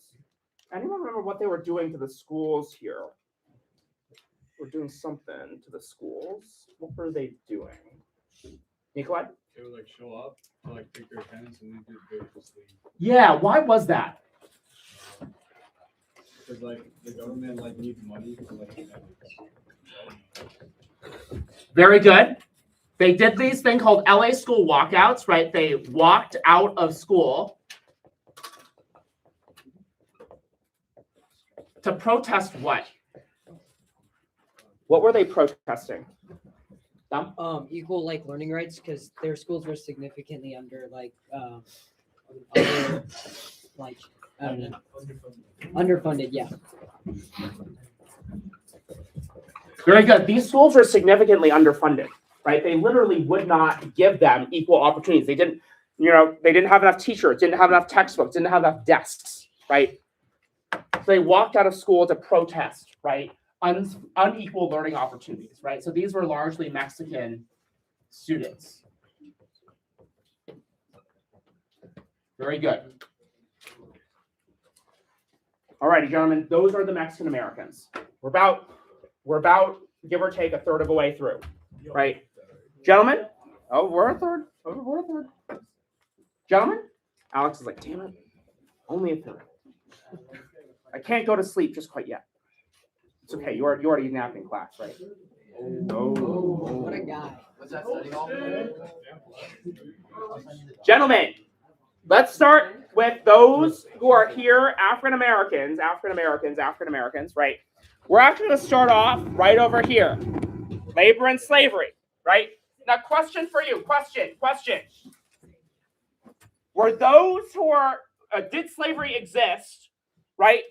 Did slavery exist in the early 1600s when the Europeans first colonized the territory? Yes or no? No. We instead see what? We don't see slavery, but there is something that is like slavery. Something like slavery. Joseph? Indentured servitude. Very good. How much did that? Yes. So the LA school walkouts, why weren't they receiving the same amount of like resources? Many of them did not receive the same amount of resources because of the fact that they were sort of in schools that were primarily in majority Hispanic Latino, right? The school district prioritized those who are white, right, in white communities and white neighborhoods over those who are in Hispanic Latino neighborhoods, right? Yep. Gentlemen, indentured servants, who are they? Explain. What is an indentured servant? What is it? And don't say a servant that is indentured. Adam? Technically, it is a servant.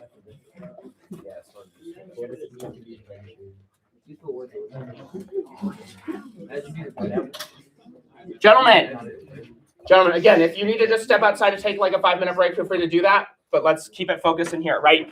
Gentlemen, an indentured servant is an individual, right? Indentured servant is an individual that is working in the New World to pay off their debt, right, or their debts. Who are these individuals? Does anyone remember who are these individuals? Who are they? Max. Yeah, some of them were prisoners, right? Some of them were like crazy people. They were unwanted in Europe. Now, gentlemen, these indentured servants, when they came over to the United States, their journey was paid for, right? Journey.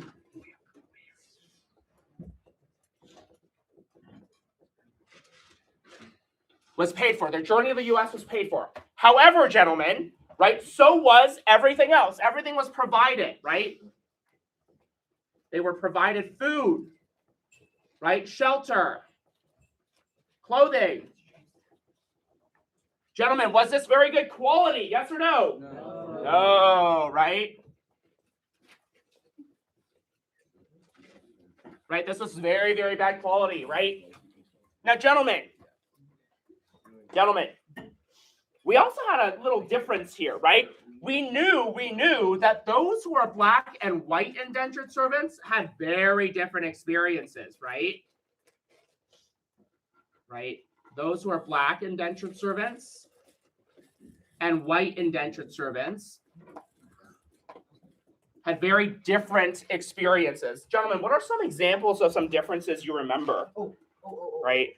We talked a little bit about this, very different experiences. I know. I got it. Relax. I got it. No, I got it. Kian. Those who are white could have guns, right? Gun ownership, right, Tristan? Harsher punishments. Harsher punishments for whom? The blacks. Very good. Right? Specifically, and especially if you ran away, right? Gentlemen, if you ran away, how would you be punished if you were white versus black? How would you be punished? Jillian? For the blacks, you could serve for life, and then for the white people, you only get like a few more years.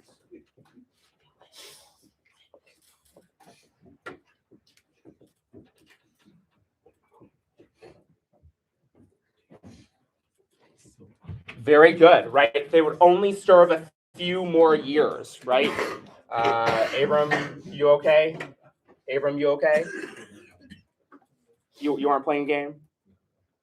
All right, just watching. Now, gentlemen, any other differences here? Any other differences? Pierce? Yep, slightly better housing. Right, Nathan?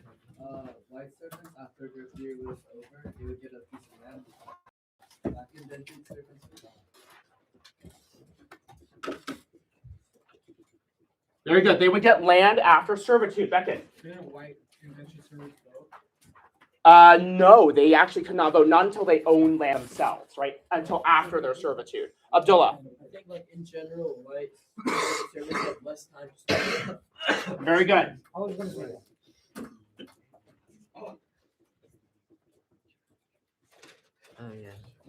that. Max? When blacks and indentured servitude were over, years could be added to there. Yes. Like an extra year.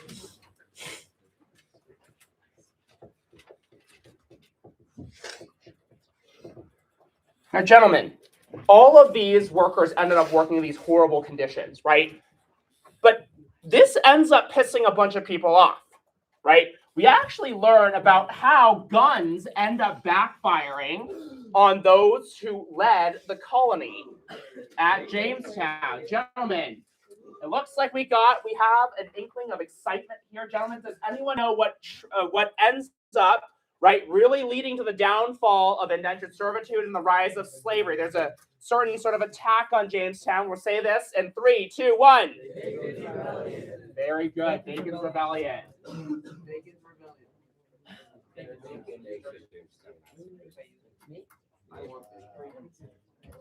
Very good. Gentlemen, Bacon's Rebellion, right?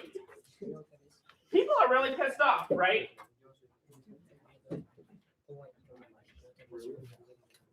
Folks, if I love that there are some folks that are here that are in the chat, but here's the problem. If you are not actually in ethnic studies and you're not actually at Bellarmine and you're just here to troll folks, if you could just either leave.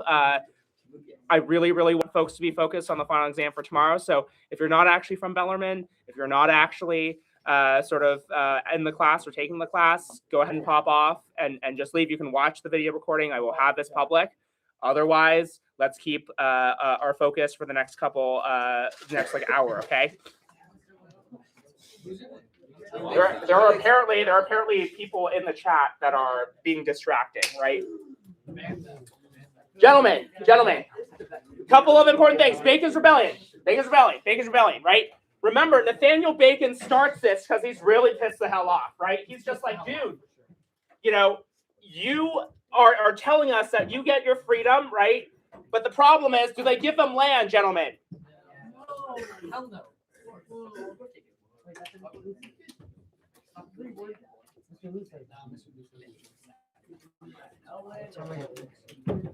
Gentlemen, is the quality of land, if you get any, is the quality any good? No.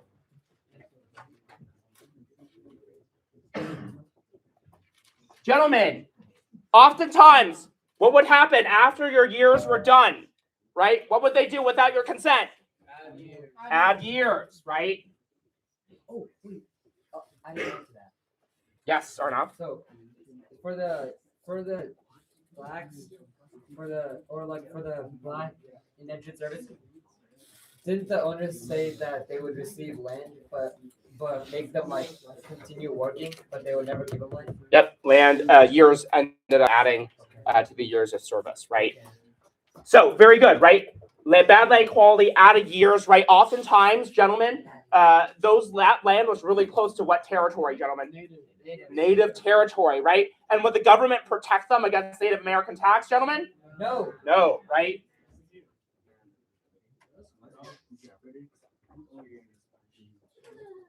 There was no native protection at all, right? Now, gentlemen, here's the deal about no native protection, right? This, as a result, led to Bacon, fighting back, led to Bacon's Rebellion, right?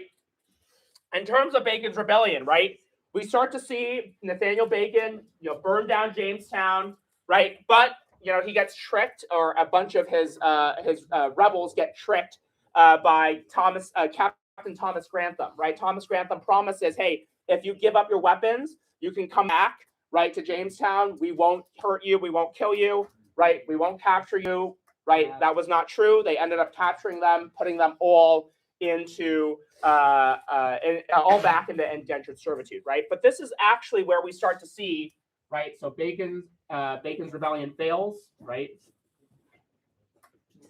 Wait, what were they trying to get out of this rebellion? They really wanted not just their freedom, but they wanted better land. They wanted better opportunity, right? They just wanted to finally be able to have something they can call their own, right? No more indentured servitude. They wanted their own independence, right? Now, gentlemen, this led, right? Bacon's Rebellion fails, right? This leads to the rise of what? Very good. Right? Now, gentlemen, there were some laws that end up institutionalizing or making slavery de jure, right? This is where we start to learn about de jure and de facto, right? Can someone remind me, what does de jure mean again? By what? By law, right? And what does de facto mean? By fact, right? Very good, right? So here's slavery, right? We start to see it move from de facto to de jure, right? De facto discrimination, right? Like de jure indentured servitude, right? It's everything but slavery except by name, right? Does anyone remember what are some laws that really begin to legalize slavery? What makes slavery legal? Thank you, Mr. You're welcome. Oh, What are some things that make slavery legal? Lucas? I changed my Rory? Nope. Jan? Oh, yes, there were some Virginia slave laws. Anyone remember some examples of Virginia slave laws? Any examples? Samir? White landowners could execute corporal punishment against their slaves in case they committed some kind of violation of the rules. Very good. You can corporally punish your slaves. This means you can beat and whip them, right? What else can you do to slaves? Cruz? Wasn't children of the slaves were also forced into slavery? Yep. Children of slaves. Didn't it start as the mom and then got removed? Yes, depending on mom, right? Right? So if your mom was a slave, gentlemen, were you a slave? Yes or no? Yes. Yes. Does anyone know what this was called? Anyone remember what this was called? In Latin. Yes, it's from the womb in Latin. From the womb. From the womb in Latin. Anyone remember? Kaden. No. It's in Latin. Jihu?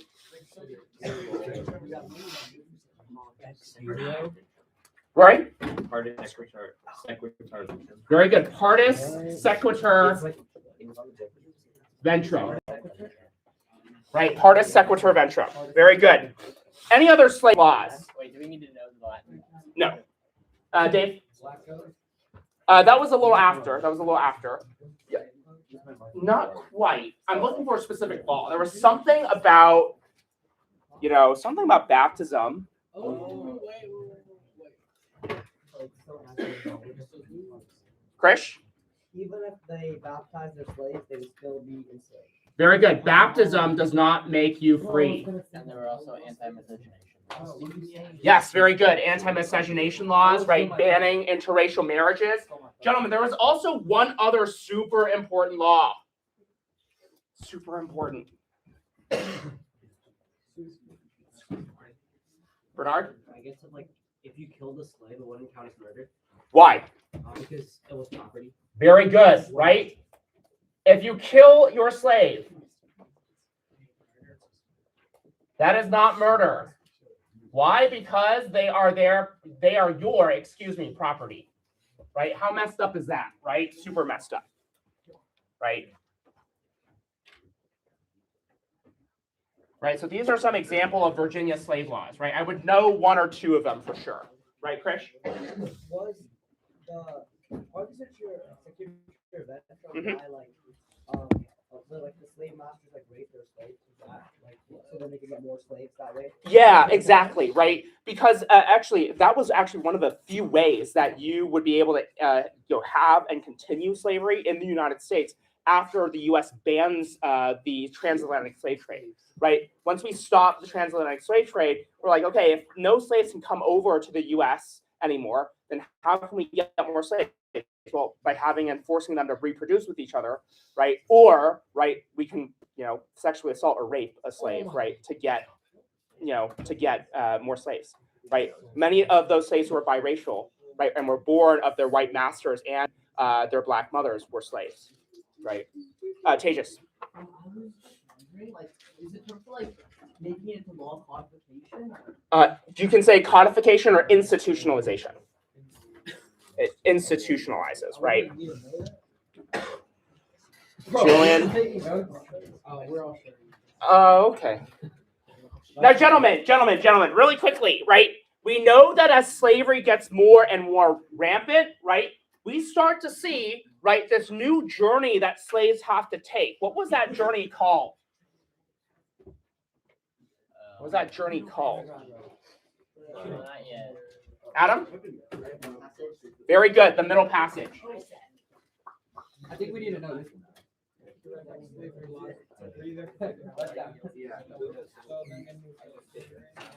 Not yet. We will get it. Gentlemen, couple of things about the Middle Passage. Can anyone tell me what happened during the Middle Passage? What happened? Axel. Slaves were forced to come over to the U.S. Yep. Put in cramped booths that had harsh conditions. They didn't eat or do shit. Yep. Hey, show. They were chained into little cubbies, and they weren't allowed to move at all. Oh yeah.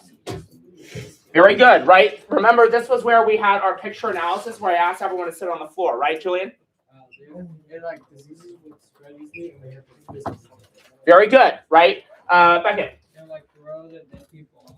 Yep, dead people were thrown overboard. Liam? Kill themselves. Right, many of them committed suicide. Dave?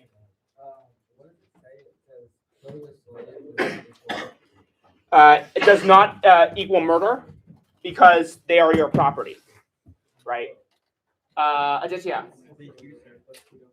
Yeah, they threw the food overboard instead of feeding it to slaves, Kian? Yeah, separated into men, women, and children. Max, last one. They were used for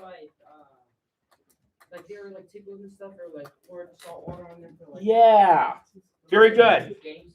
right? To literally try to get them to move around and dance around before they were sold, right? So Middle Passage, gentlemen, super duper important, right? And one of the most harrowing journeys that anyone can take if you're an African slave. Dave? They were branded. Very good, right? Yes, Julian. Wasn't there one that like escaped? Like there's a boat Yes, with nowhere- La Amistad, right? La Amistad, right?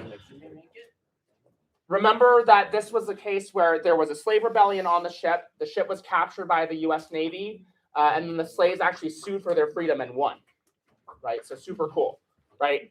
Now, gentlemen, oftentimes the slaves that were brought over, right, were actually the members of like captured African prisoners of war, right? Now, gentlemen, the transatlantic slave trade, the Middle Passage, right, was part of the transatlantic slave trade, right?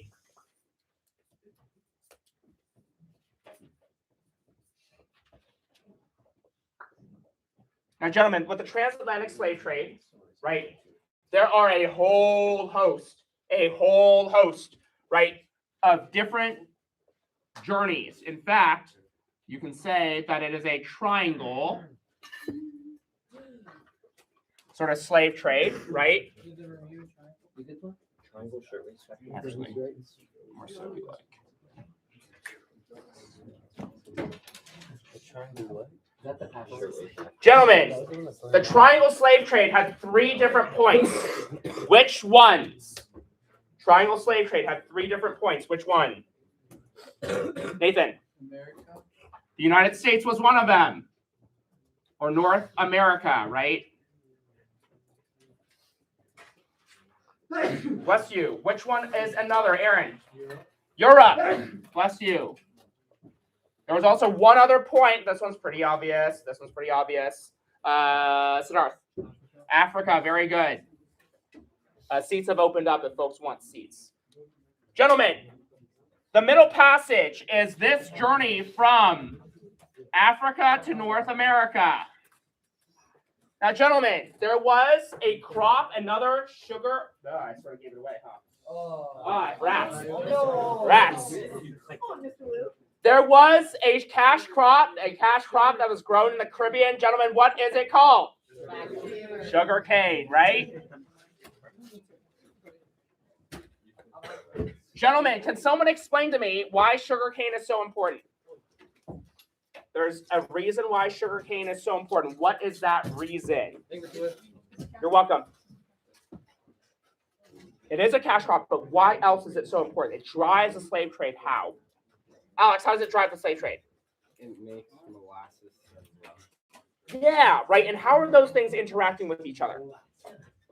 They send the molasses to Europe to make rum, and then they send the rum to Africa. Very good, right?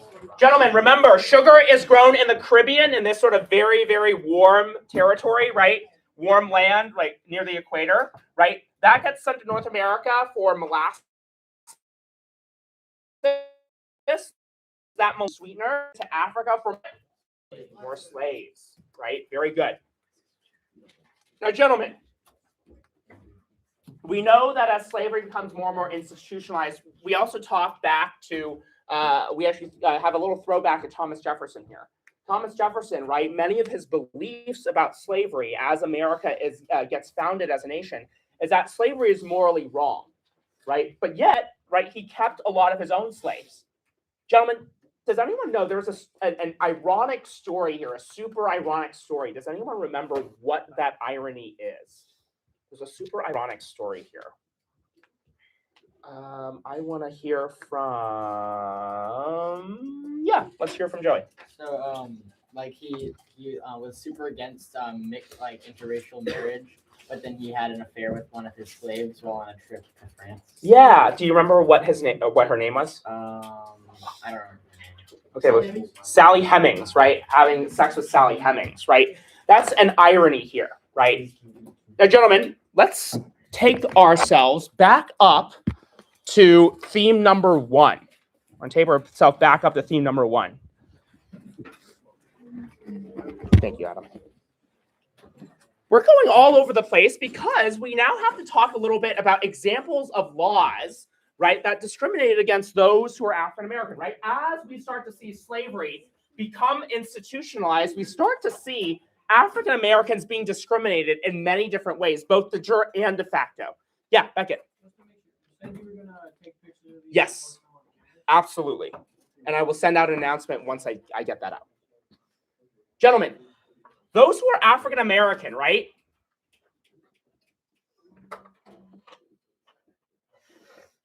Those who are African American were discriminated in many different ways, right? Now, someone had mentioned black codes earlier. Can someone tell me what is a black code?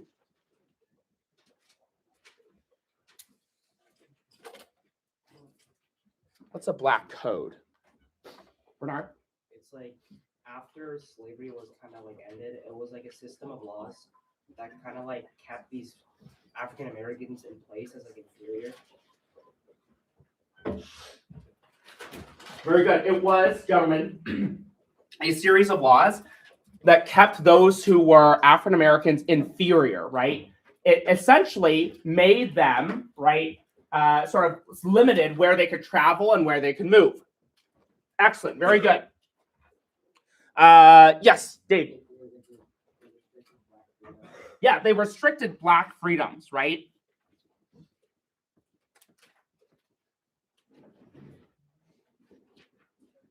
Now, gentlemen, this was despite moves by African Americans to essentially become more free post the Civil War, right?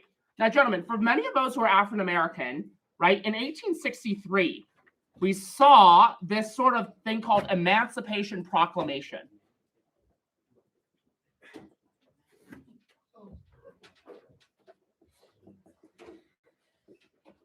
Gentlemen, does anyone remember what did the Emancipation Proclamation do? What did it do? What did it do? Nathan, what did it do? It freed all slaves in the South side. Very good. And freed all the slaves in the South, right? Now, gentlemen, you're welcome, Isaac. It freed all the slaves in the South, right? Now, gentlemen, here's the problem, right? Here's the problem. After the Civil War is over, right, we start to see passage, right? We start to see the passage, right, of some Reconstruction amendments.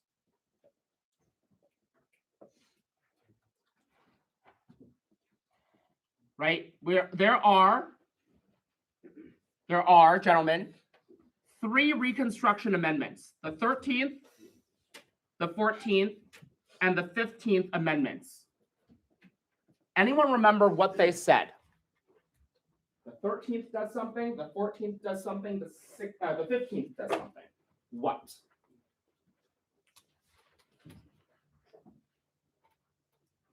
I will take Siddharth.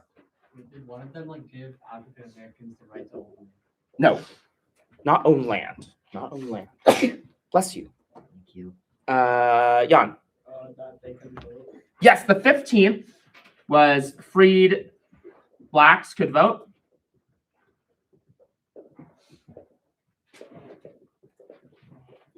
Very good. Anyone know the 13th or the 14th? 13 or 14? 13 or 14? Declan? 13 was that they were free. They were free. Yes, it abolishes slavery. Anyone know the 14th? There were 2 in the 14th. There were 2. Tejas? I think they gained citizenship. Yep. They had the right to be a citizen. And I don't remember. Ooh, there's a specific and special clause. There's a specific and special clause. Equal protection. Equal protection clause, right?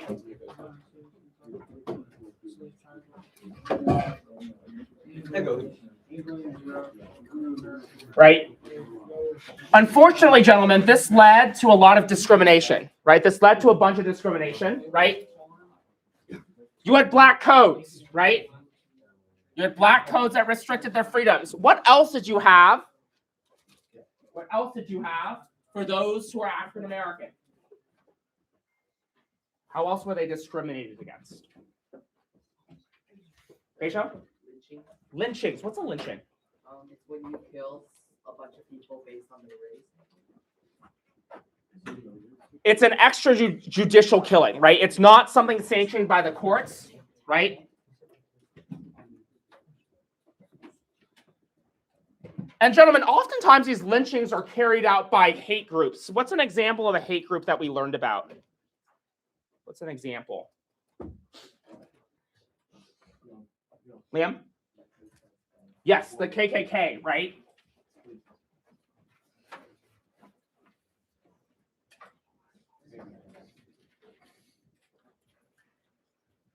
Anything else? There are a couple others that I can think about on the top of my head. Joseph? Ah, Plessy versus Ferguson. Very good. Separate but equal.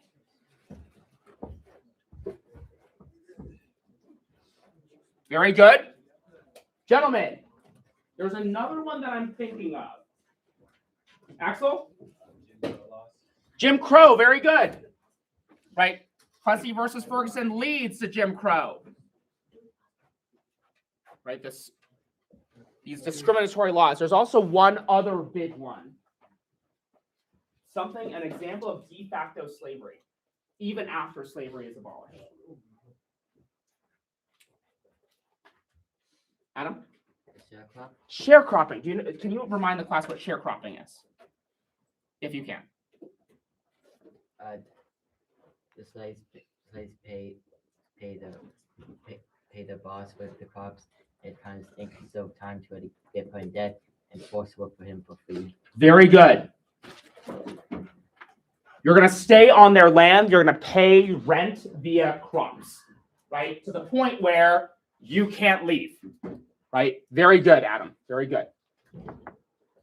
Now, gentlemen, right? This leads to this massive move up north, right? Does anyone know what that move was called? This massive push, this massive leave to go up north. Archangoli, welcome. Very good. The Great Migration, right? This is where we start moving, right? Those who are African American moving up to the north, right? Moving up to the north, right? And I'm actually going to move that over here when we talk about this migration process, right? For those who are African American, right? We start to see this Great Migration, right? And gentlemen, where do they move up north to? Like, where in the north do they move? To big what? Big what? Bernard? Harlem and New York City. Yeah, Harlem, New York City, right? Where else do they go? Where else do they go? Axel? Or sorry. Oh my gosh. Jan, I'm so tired. Chicago, very good. Anywhere else? Gentlemen, what is the similarity between like Chicago, New York City? What are these? These are big what? Big northern cities, big urban what? Urban centers, right? Right? Big urban cities. Now, gentlemen, were those who are black welcomed in these urban cities? Yes or no? No. Gentlemen, in fact, they weren't even wanted in some of these neighborhoods. There was something, that's a term that we learned about. They were not welcome or wanted in these urban cities. James? Redlining. Redlining. Can you explain what redlining sort of is? Splitting up different sections of like areas to different like different races, but the thing is like it's technically like different paying like jobs, like different economic classes. Very good. It's when you divide up areas in a city or neighborhood, depending and based on different factors like ethnic groups or classes. Now, gentlemen, there are three colors. Which three colors, gentlemen? Which three colors? Or four colors, sorry, four colors. Which four colors? There are four colors, there are four colors, four colors, four colors. There are four colors. I will take so many hands. Aaron. Was it red, blue, yellow, and green? Yes, red, blue, yellow, green. Gentlemen, which one is the best? Lucas? Green is the best. Green is the best. Which one is the second best? Blue. Blue is the second best. Which one's the third best? Yellow. The worst one is red. Right? So it goes, right? It goes green, then blue, then yellow, then red. Right? Red is the worst. If you have to remember, redlining, red, bad. Right? Red is bad. Green is best. Right? Very good. I want to know. Now, gentlemen, even though we start to see redlining, right, one of the big issues is we start to see those who are in white communities actively push away Black people. And they do that, right, by literally bombing their homes, right? Those who are Black do not trust those who are white. Those who are white don't trust those who are Black. They see them as lazy, right? And as a result, gentlemen, there is something that ends up happening in Chicago. There's a red summer. Now, it's called a red summer because why? Well, it's blood, but why is it bloody? Why is it bloody? Why is it bloody? Zaid. Was it they're riding and then there was that incident at the ocean? Yes, very good. Not the ocean, but in one of the beaches, right? We start to see, right, riots, right? This was Chicago's Red Summer, right? Chicago's Red Summer of 1919, right? We start to see riots begin to pop up, right, against those who are Black, right? We do not want them here, right? Even though many of them are being pulled up and want to sort of leave the South for the North, right? Now, gentlemen, we know that there are a lot of push factors, right? The KKK sharecropping, all these negative things happening in the South. What are some pull factors? What are things that invite more people to want to come up north? What's like an incentive to come up north? Chris?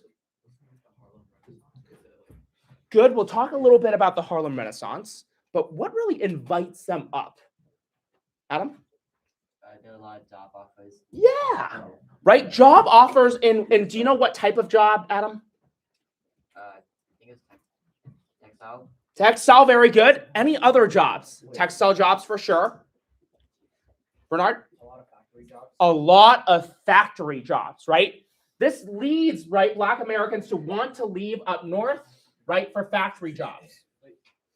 Yes. I thought it was because it was like anti-slavery.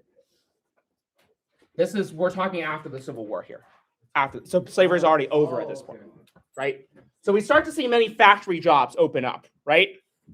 Now, gentlemen, for those who are Black who are working in factories, were they treated well? No, right? Many of them actually were called to be what? Especially if white workers were on strike. Many of them were actually called to be what? Arjun? Scabs, right?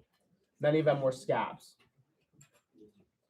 right? Scabs in factories, right? Very good. Excellent.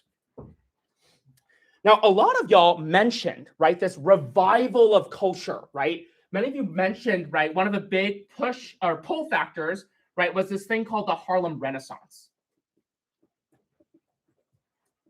right? Can someone tell me what is the Harlem Renaissance, right? You've got the Harlem Renaissance. What is it? What is it?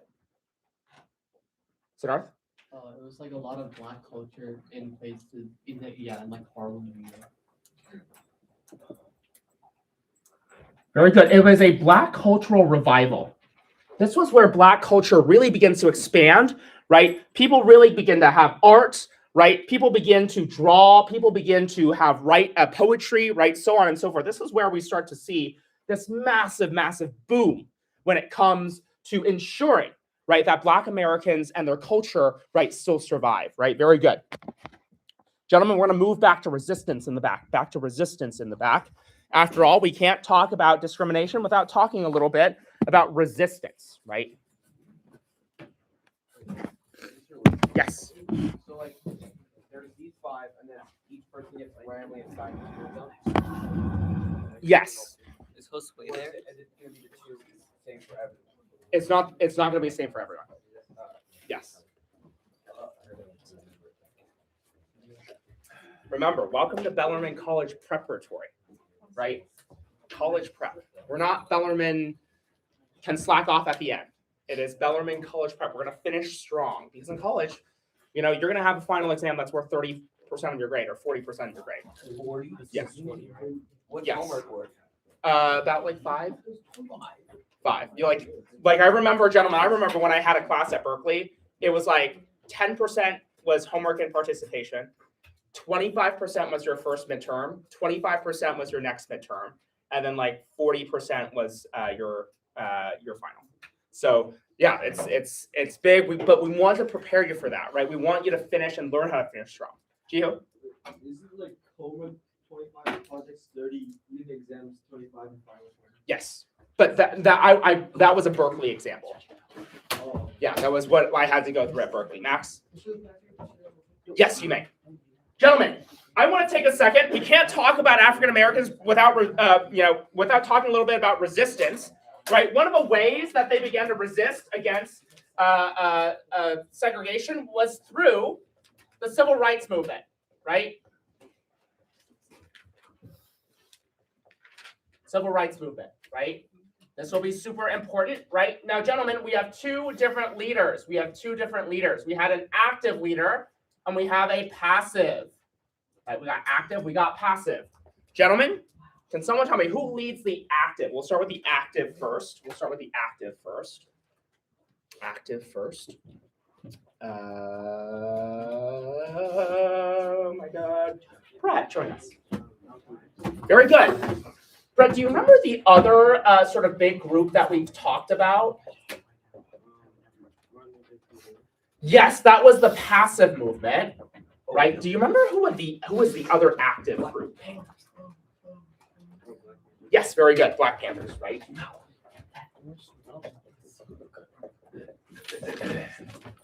Right. Now, gentlemen, there's also another group. Right, for MLK, right? Does anyone remember the name of that sort of student organization? Oh, anyone remember? Student nonviolent. Arjun. Not snack. Fortuitous Bernard. This was another quiz. I got this wrong. Nick. Very good. Student Nonviolent Coordinating Committee, or SNCC. SNCC, right? Now, gentlemen, I want us to start off with some passive methods of resistance. What were some examples that SNCC or MLK would sort of approve of here? What are some examples of things that they would approve of? Some examples of protests. Alex? Sit-ins. What's a sit-in? When you go to a diner and just stay there. Yeah, right? You sit there and you order your food and you don't leave, even if they pour water and all these liquids on you. What's another method of protest here? What's another method? You got passive methods. I will take Declan. The Freedom Riders. Yeah, who are freedom riders?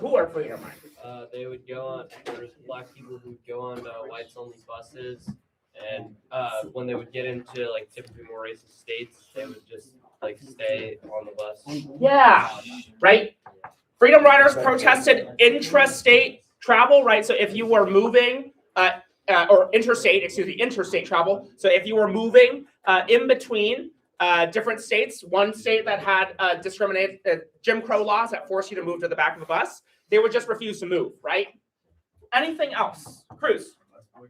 Yes, what is a bus boycott? Where they would just like refuse to even go on a bus and just walk, like make the bus go out of business. Very good. Aaron? I got a question. Yep. What's next then? Student Nonviolent Coordinating Committee. Tristan?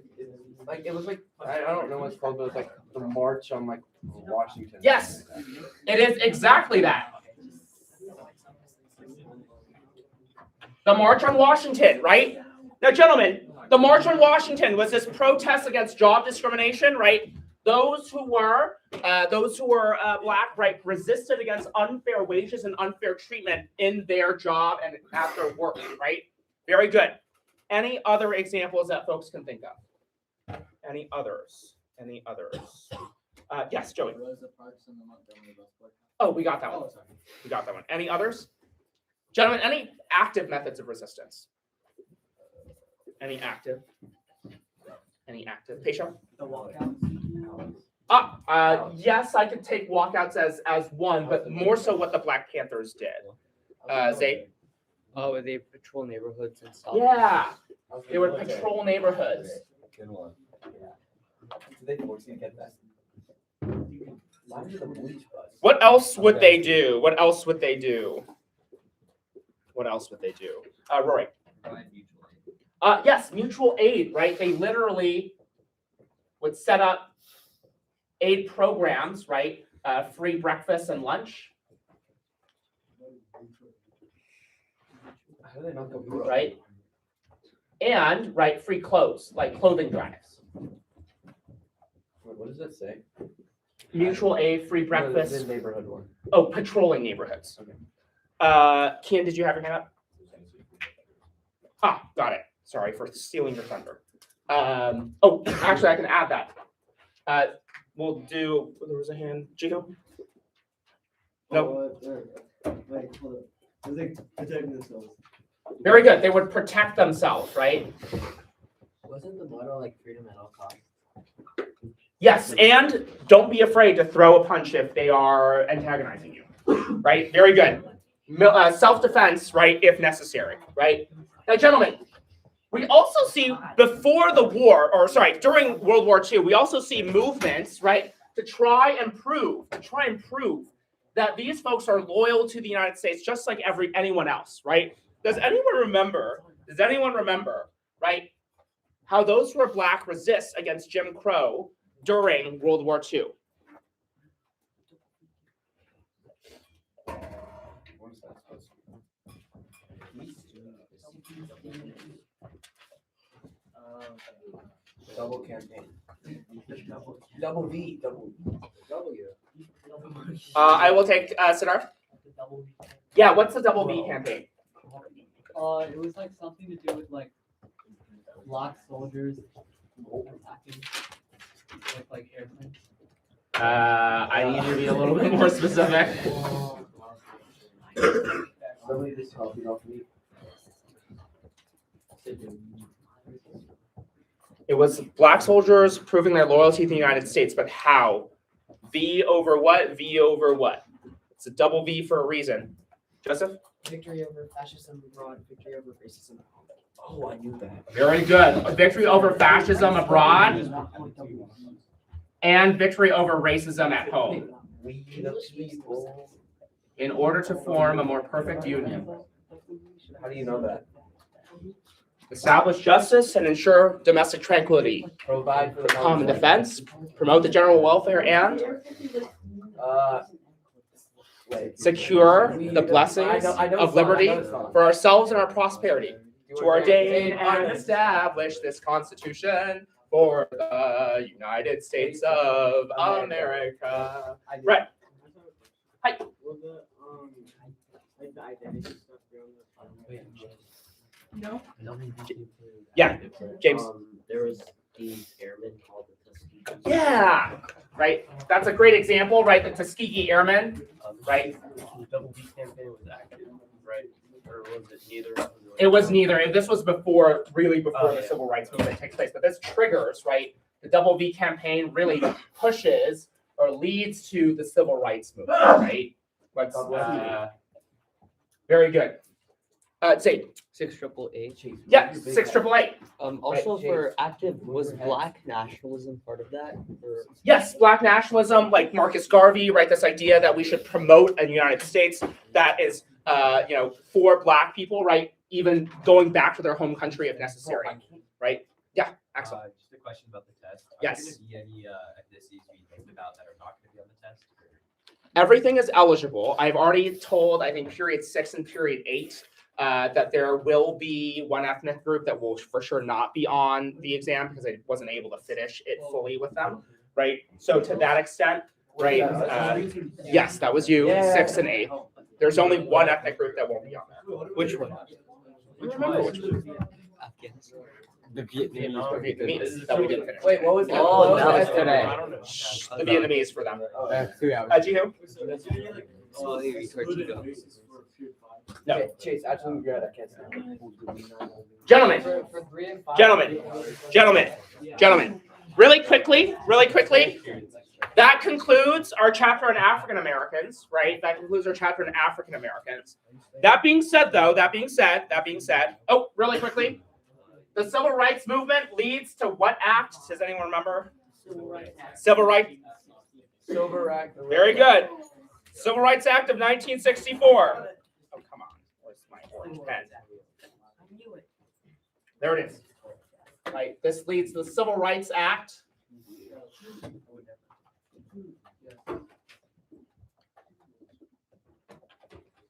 Of 1964. Right. Discrimination based on race. Right. Ethnicity not allowed. Right. Gentlemen, we are finally to the Irish and the Jewish people. Wait, we're halfway here. We're sort of, no, I think we're like 2/3 of the way there. We go really fast through these next couple of units, right? Yeah, give or take, there's about 45 minutes left, right? Because we started about 45 minutes late or 15 minutes late. So gentlemen, let's talk a little bit about those who are Irish and those who are Jewish, right? Let's start with the Irish first.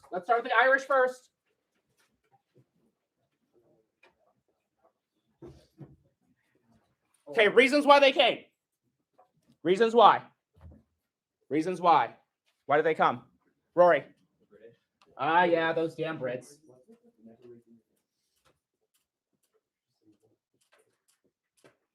Let him study how he wants to study. Yeah, Chase is a good child. Let Chase do what he wants. Girl, he got a higher grade than you. I don't know what you're talking about.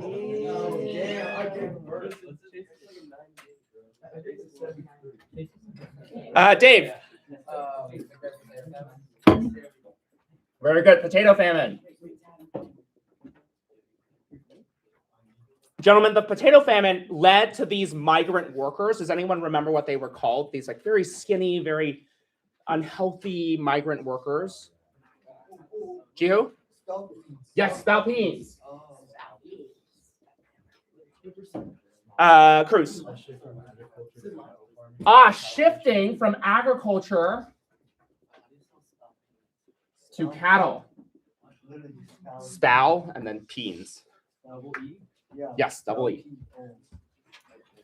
Now, gentlemen, those were why the Irish came over, right? Now, here's the thing, right? When the Irish came over, they came over to which island? Ellis Island, right? Gentlemen, how were the Irish viewed? Terrible. How, Pesho? How? Anyone can go a little deeper. That answer did not make me go wee. Can someone give me an answer that makes me go wee? Perceptions, how are they perceived? Alex. Like monkeys. Monkeys. How else? Brutes.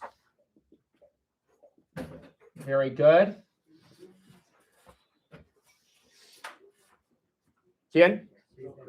Drunkards, alcoholics. Hi, Aaron. James.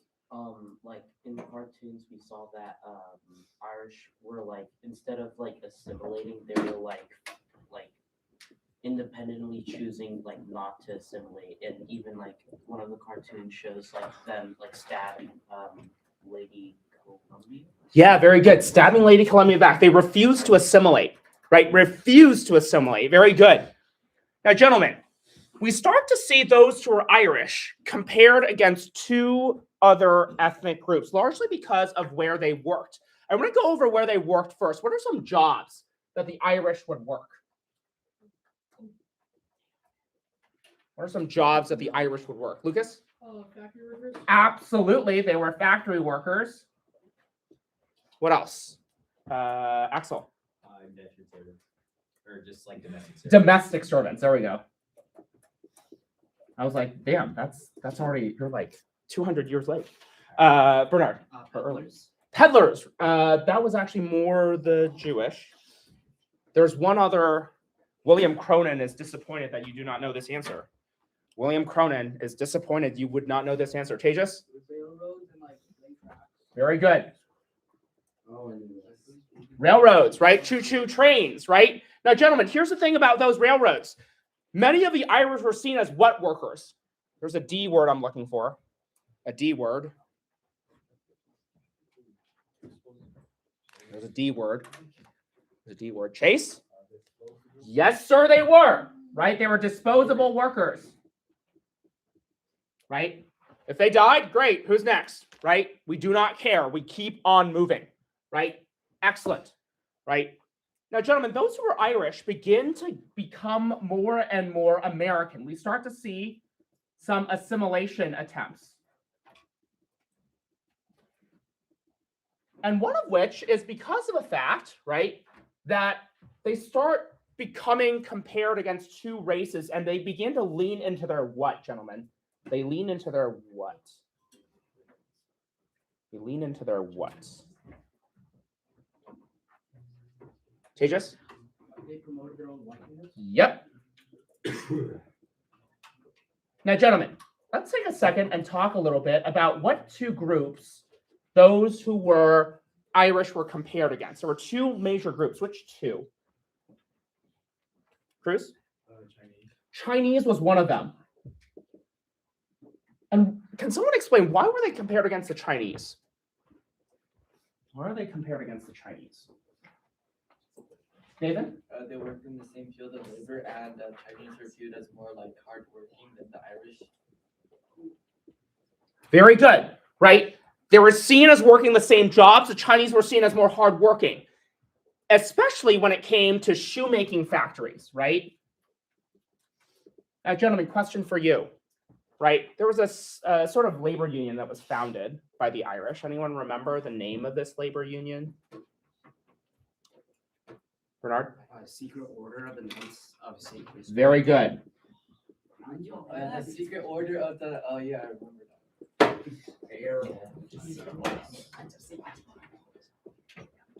Very good. Gentlemen, what's the other ethnic group that the Irish were compared against? The other one? Not quite. Not quite. Lucas? We already had Chinese. Nope. Brett? Yes, those who are black. Gentlemen, there was one big incident that really blew up this comparison against those who were black. Anyone remember what it was? There's one big incident in 1863. Something happens.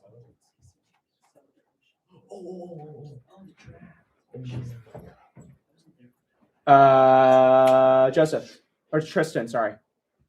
Wait, was it like the thing where they like did door clothes and they got on fire over? Not quite.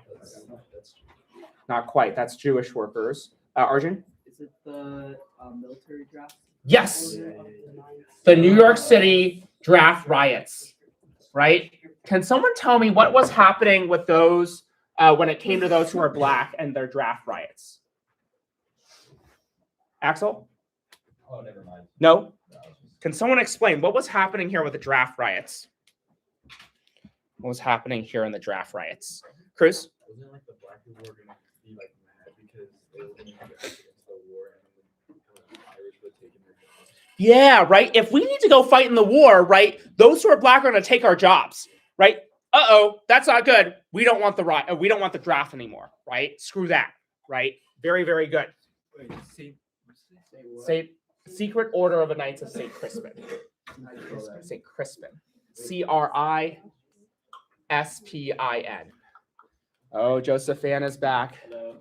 Hopefully this doesn't trigger you too much. Now, gentlemen, we have assimilation attempts. We've got whiteness, right? Leaning in the white skin. What other sort of examples of assimilation attempts were there here? What other examples do we have here? Kian. Green power. Yes, what is green power? Like the Irish voting, other like people that would represent the Irish. Very good. Voting, right? That's super important, right? They're citizens now, so they can vote, right? And they're also white. What else could the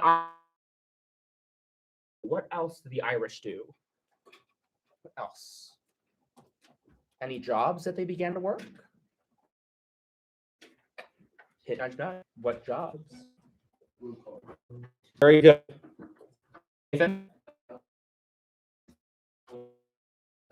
That's very good. They just were black to show that they were different, right? They're still looking for what type of job? What type of job, Chris? Blue collar jobs, but it was also because they could get high education. Very good. Blue collar and eventually white collar jobs, right? And gentlemen, they could get an education. And for many of them as well, they use the power of the labor union, right? The labor union and their blue collar jobs really lent them, right, to really do a number, right, on the other ethnic groups, right? Very good. So those are the Irish. What about those who are Jewish?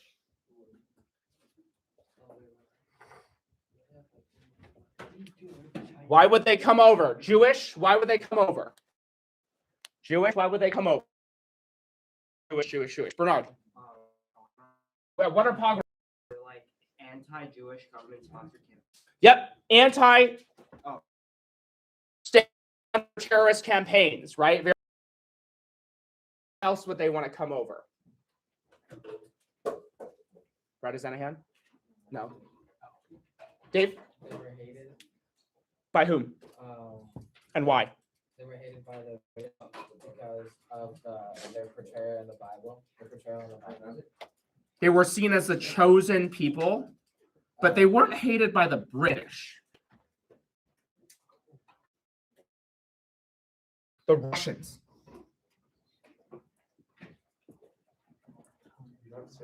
Right? Very good. Right? Now, gentlemen, were forced to live in these ghettos. Anyone remember these ghettos? No, they weren't body odors. Shuttles.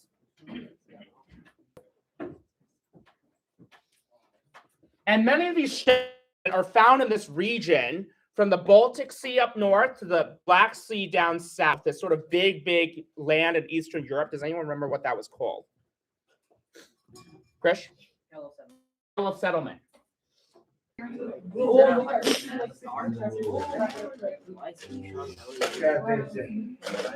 Gentlemen, am I back? Am I back? Oh my gosh, I'm back. Okay. Okay, let's do this. Gentlemen, unfortunately, my laptop is sort of low on power. I think that might have been what triggered the sort of low battery here. So this is what's going to happen. It's going to be a little hard. I need to stand over there. There's no connection or outlet back there, unfortunately, that connects and charges my laptop. So this is what I'm going to do. I'm going to take pictures of everything, right, and then post them on Canvas. Okay, so go ahead and follow the audio, but make sure you check out those pictures, okay? I apologize for the delay. We are now back. I apologize for that. But we are let's get back to it, okay? Gentlemen, can I have someone tell me, we've got some sort of factory, right? We had some factory, right, that really ended up, right, screwing over a bunch of people's lives. What was that factory called? It was a fake triangle. A triangle. Very good. The Triangle Shirtwaist. Bro, how do you know that? I don't even know that, and I'm in the class. The Triangle Shirtwaist factory fire, right?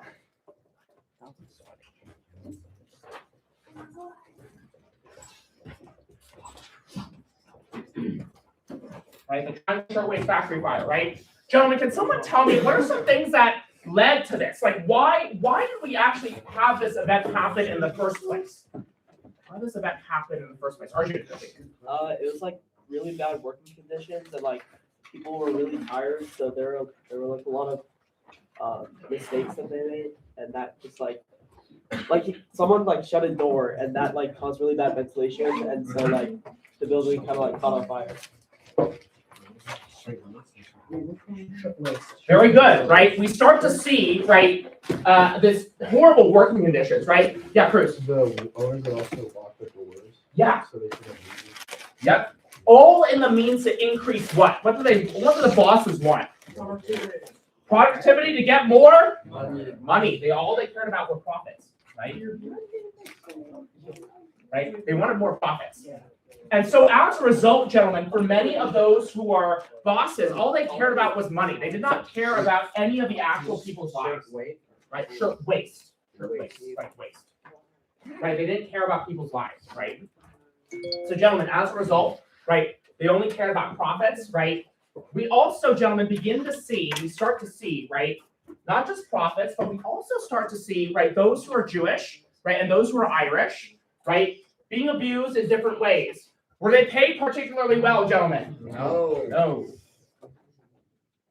Right, and so as a result, we start to see a bunch of labor unions arise to protest, right, these strikes. Now, gentlemen, many of these labor unions were led by who? They're a group of people that lead these labor unions. Does anyone remember who? Right?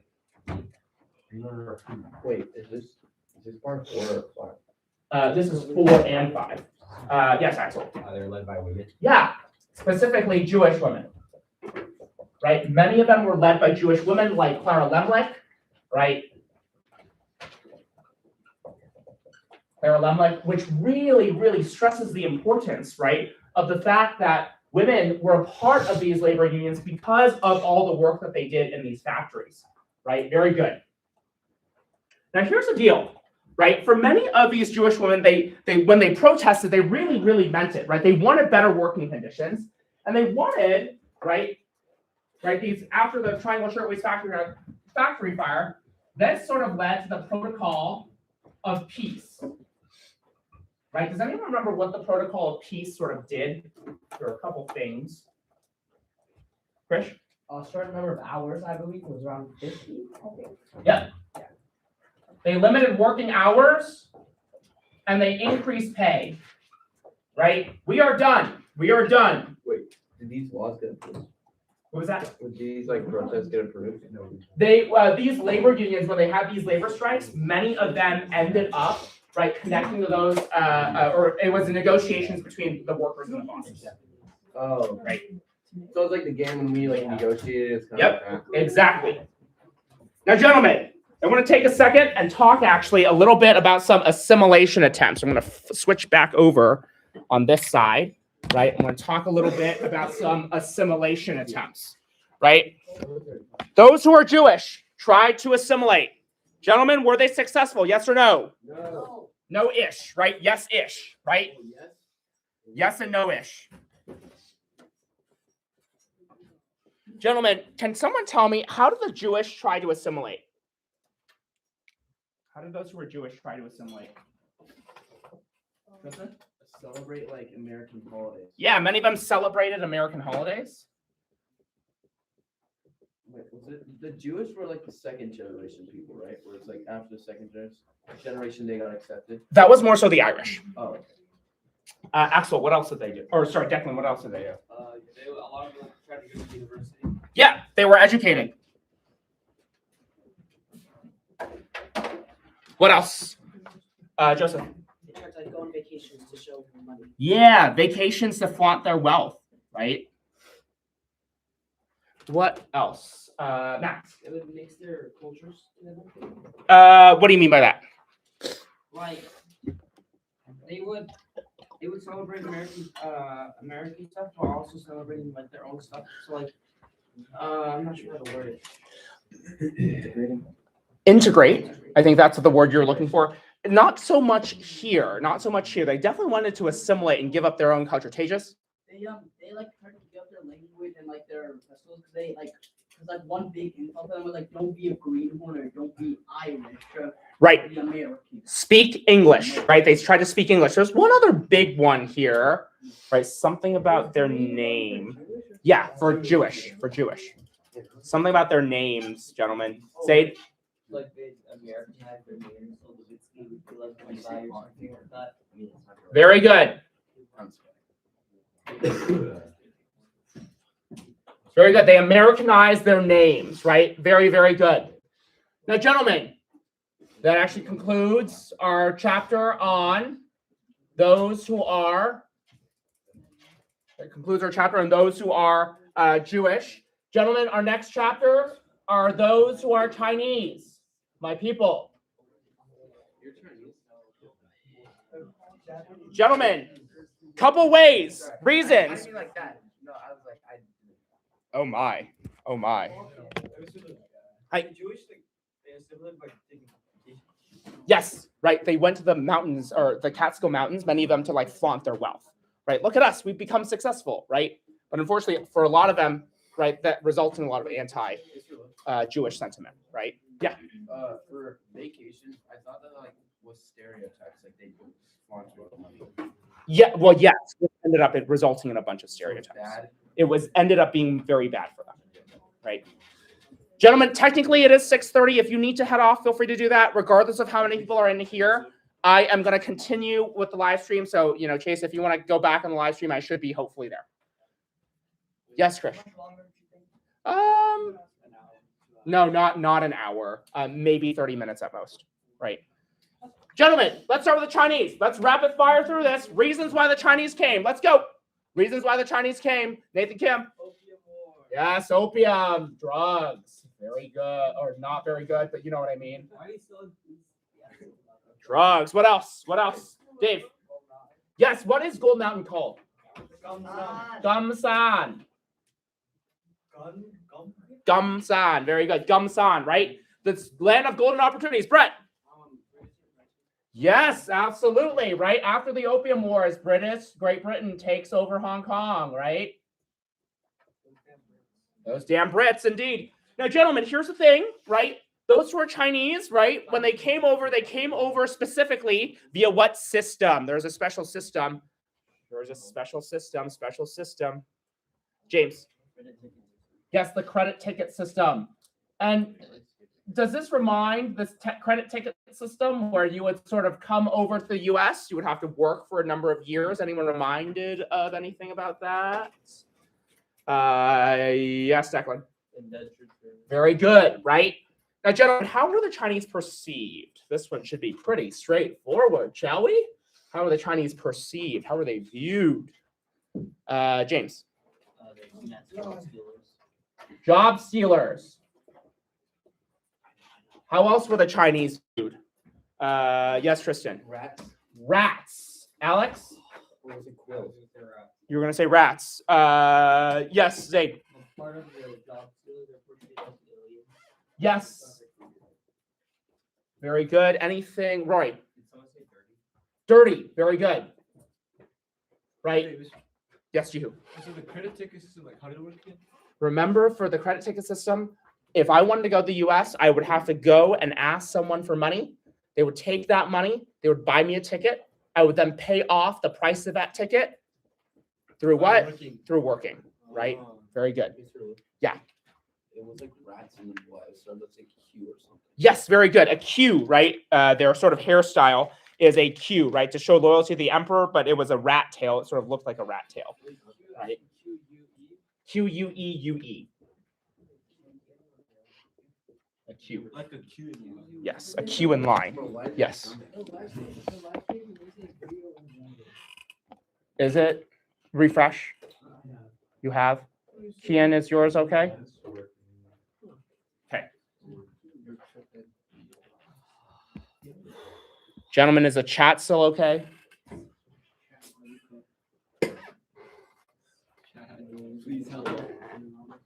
Gentlemen, really quickly, let's talk a little bit about ways that the Chinese have been discriminated against, right? We're going to start over here.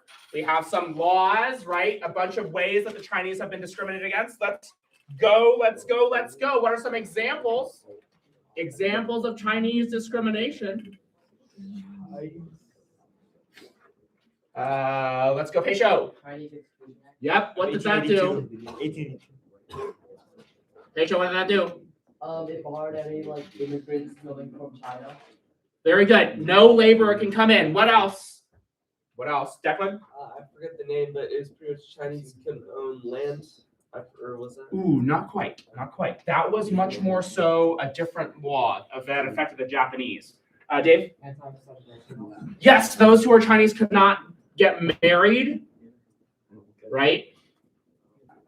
With those who are white. What else? Any others? Any others? There was something about prostitution. What was it? The Chinese woman. Chinese women. They were viewed as prostitutes. What law gets passed as a result of that? Papers. Not quite. The paper rates. Not. What's this? Opening. Put, open. Writing. Opium. Arjun? Is it like Angel Island? Not Angel Island. Not yet. Not yet. Elias Island. Kin? The Page Law, right? Oh. I have no idea what that. Oh, what was that again?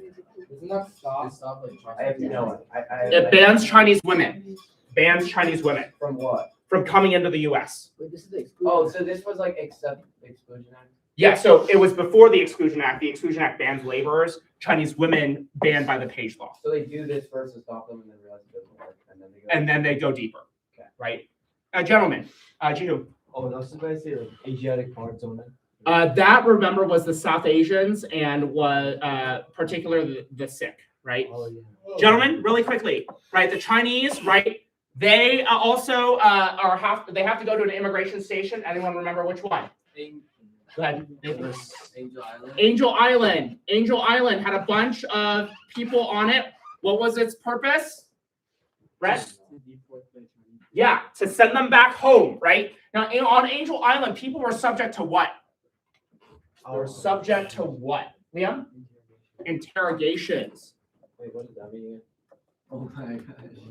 What?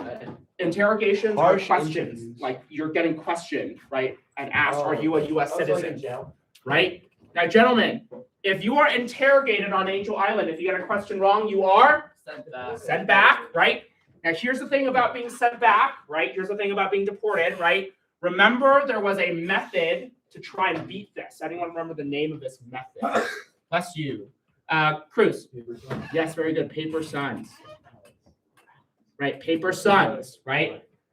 Gentlemen, what are Paper Sons? What are Paper Sons? They People were being intimidated. Oh, I'm actually the son of a merchant who self-imported in America. Very good. They pretended to be citizens. If you were in period 8, you would know that lying is a sin. But other than that, right? Other than that, at the end of the day, right, the Chinese still, broke free from their exclusion by trying to, at the end of the day, pretend to be U.S. citizens, right? Very good, right? Those were Chinese, right? Try to get in. There was also this Supreme Court case called Yik Wo versus Hopkins. Does anyone remember what job that was connected to? What job that was connected to? Jihu? Yeah, laundromats, right? Was it the one like laws can't like affect race or something like that? Yeah, it had something to do with the 14th Amendment, this equal protection clause, that at the end of the day, if you are enforcing a law, you cannot, right, just give laundromat permits to those who are white, but not to those who are Asian or not to those who are Chinese. The Chinese did. The Chinese did. Right, they were able to get their laundromats, right, their permits. Very good. Is it Hopkins or Hopkins? Hopkins, hop, and then kins, right? Very good. Now, gentlemen, those who were Chinese, right, also, right, were subject, right, to a bunch of other racist laws or racist Supreme Court decisions, like People versus Hall. Anyone remember what that one was all about? Something about a court case, a court. Yes, Axel. Basically, this guy named, I think it was Lee Sing, got, I think, was it killed by an American man. And basically, when they went to court, all of the Chinese people, they basically said, the guy who killed him killed him. Mhm. And basically, they said Chinese people couldn't testify in court. So Very good. Chinese, those people who couldn't testify in court. Gentlemen, really quickly, I want to go over some examples of jobs that the Chinese would work. What are some examples of some jobs the Chinese would work? What are some examples of jobs the Chinese would work? Jobs. What do we got? Hey, Show? Cooks, right? What else? Tejas. Yep, laundromats. Anything else? Cruz. Yeah, store clerks. Bless you. Any more? There again. William Cronin would be disappointed that you did not respond. Oh, I know. William Cronin. I know. Mr. Cronin would be very disappointed, aren't you? Yes, railroads. Very good. Yes. Mining. Very good. Foreign miners. Very good. The Chinese, just like the Mexicans, were subject to the foreign miners tax, right? Biox. Very good. Gentlemen, there are three, right? Different ways the Chinese tried to become more or get sort of stay welcomed in the United States. Does anyone know how they formed that community? How did the Chinese form that community? There are three different ways. Kian? Tongs, Fongs, and Chinatowns. Gentlemen, what did Tongs do? What did Tongs do? Tongs. T-O-N-G. Nathan. They were like gang related, where more like they were like a gang basically. Yeah, they were just gang looking protection money, stuff like that. Very good. They were gang related. They provided protection. What did Fongs provide? Fongs. Cruz. It was usually family lineage, and it provided like different care, like healthcare, and like. Very good. Social services, housing, healthcare. Chinatowns are what, gentlemen? Chinatowns are what? Peisho. Cultural centers. Yes, they're ethnic enclaves, cultural centers, right? Very good. Yes, gangs and protection. Gentlemen, let's take a list. Let's take a look at those who are Japanese. Wait, so that ends. Yep. Mr. Lewis, Yes. Are we gonna have to go over that? Very briefly, but not too much. Gentlemen, Japanese people, why do they come? Lucas? No? Nathan? Emperor was like, he wanted to expand his army, so there wasn't enough food to ground for the poor people. Very good. They had this thing called Meiji Restoration, right? They wanted to increase taxes to militarize, right? As a result, that ended up sort of screwing those people over with their land and their taxes, right? Gentlemen, after that land and taxes were screwed over, right? Gentlemen, what does this lead to? And what is the method they sort of use to come over to the U.S.? What's the method they come over? Use to come over. The method they use to come over. Max? Picture, not wives, but picture what? Brides. Picture brides. Very good. Gentlemen, remember, those who are picture brides, right? How it works is you are get an arranged marriage with your wife. They exchange pictures with each other, right? And then when you go to Hawaii, right, you get your picture, right? You send them off with each other. And as a result, right, they are allowed to come in. Now, gentlemen, with those who are Japanese, right? Do they get banned from coming in the U.S.?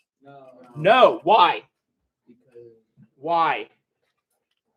Jihu. It was like gentleman's agreement of 1907. Very good. What did it say? Deal between the U.S. and Japanese that said Japan will limit its immigration and U.S. will not pass the Japanese Exclusion Act. Right. Very good.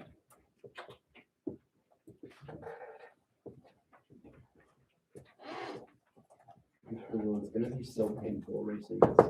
Oh, I know. My hands hurt every time. Gentlemen's agreement, right? Remember, Japan agrees to self-limit its own immigration, right? It does not, the U.S. then does not exclude them.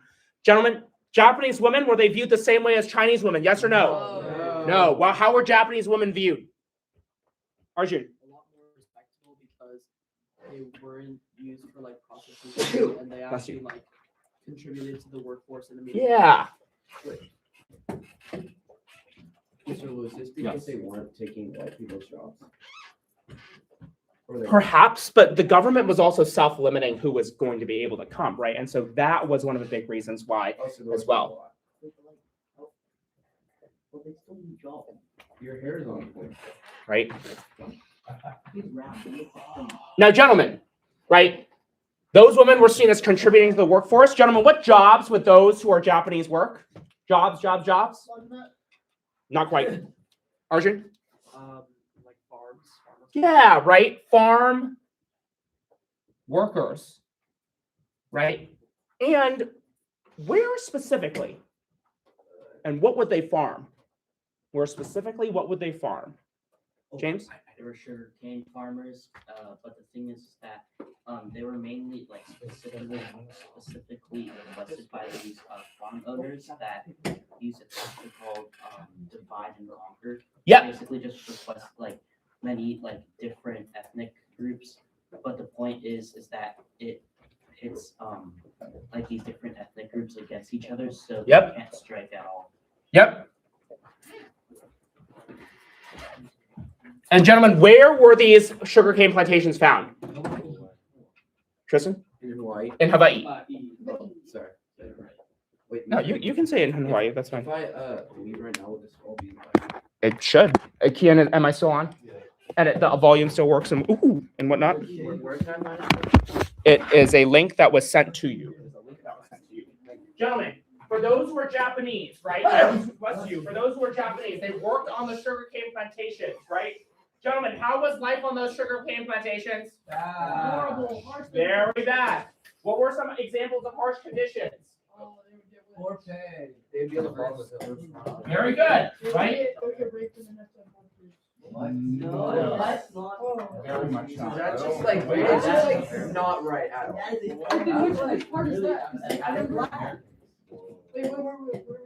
Yes, bro.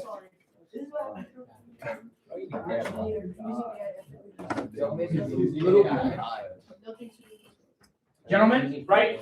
We talked about, right, one of the things that James, I think you talked about, right, that diverse labor force, right? The Japanese were wanted specifically to work. In addition, gentlemen, we also have, right, those sugarcane plantations, right? These horrible, horrible living conditions, right? We had barracks, right? Right? We had people living at and for wages, right? Now, gentlemen, those who were in these sugarcane plantations, right? They ended up resisting. How? What did they do, gentlemen? How did they resist? Nathan? They work together with other ethnic groups and then strike together. Very good.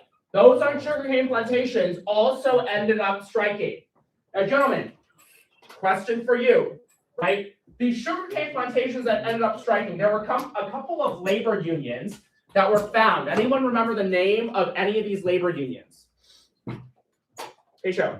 The Hawaii Labor Association. Very good. The Hawaii Laborers Association, or HLA. How did that get formed? Which two ethnic groups formed it?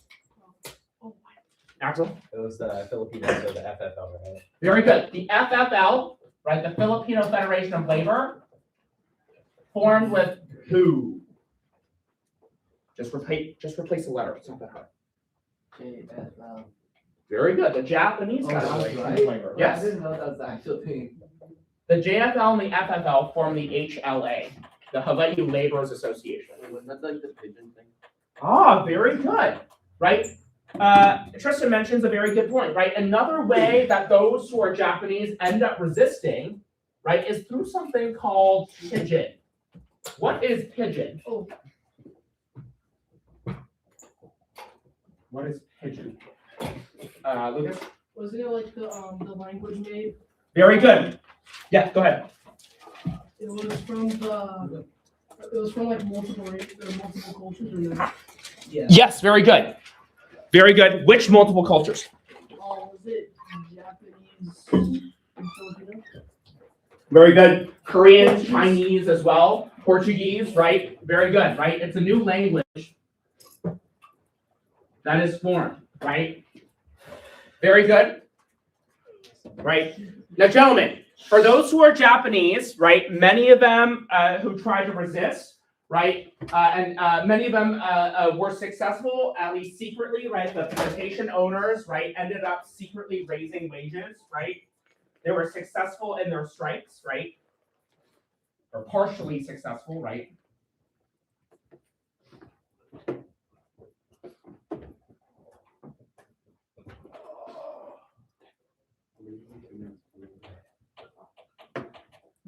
Now, gentlemen, the last thing I want to talk about are the assimilation attempts of the Japanese, right? Gentlemen, you had for the Japanese 2 different generations. Anyone remember the name of these generations?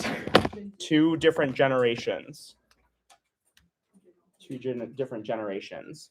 Liam, can you describe to me which one is which? Very good. The Issei are the first generation. Who are the Nisei? And can someone else tell me, were there assimilation attempts particularly successful? Why or why not? Bless you. James? The Nisei, or no, the Issei, they were like Japanese like immigrants. So like technically they weren't citizens. Mhm. But Nisei, they were born in the US. Yeah. So they were US citizens. So that was just like a good way for them to integrate. It's just like second generation. Very good. Gentlemen, how were the Japanese viewed, particularly during World War II? Particularly during World War II, how are they viewed? Zayn. Like traitors and spies and like helping the Japanese government. They're pro like left and pro Harper. Very good. The World War II, they were seen as spies, as helping the Japanese government, right? Very good. Now, gentlemen, right, there's a group of Japanese people that continue to fight, right, despite being seen as spies. Anyone remember their names? Arjun? Was it the 442nd Regimental Combat Team? Yep, combat unit, right? 442. Yep, the 442nd 442nd Regimental Combat Team. They ended up fighting in World War II despite being seen as spies. Gentlemen, because they were seen as spies, what happened to the Japanese? What happened to the Japanese? Jihu. They were like forced into internment camps. It was like Auschwitz for Japanese people. Yes. Except they weren't killed, right? Very good. Now, gentlemen, we also knew about some laws that discriminated against those who were Japanese. Anyone remember what are some examples of some laws that discriminated against those who were Japanese? Anyone remember? Anyone remember some laws? Back to section 1. We will take Nathan. Is it alien land law? Yeah, what did the alien land law say? Anyone who didn't have a citizenship could not own land. Yeah, so the Japanese, right? Right, they were subject to the alien land law. Not a citizen, no land. Right? Gentlemen, what else here? Not a citizen, no land. What's the catch? Were they allowed to become citizens? Yes or no? No. No. Does anyone remember which law stopped that from happening? Liam? Oh, I forgot. It was the one that, like, Made it Caucasian. Yep. Yeah. Which one? Aaron? No. Ozawa versus you. Oh, yeah, Yes, Jehu.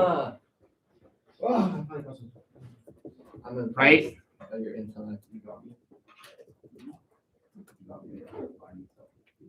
Right? Ozawa versus US. Gentlemen, in Ozawa, right? Ozawa claims to be what, but is not what? White but not Caucasian. He is white but not Caucasian, so he gets what? Nothing. No citizenship, right? Very good. We also have a Supreme Court case, Korematsu versus US.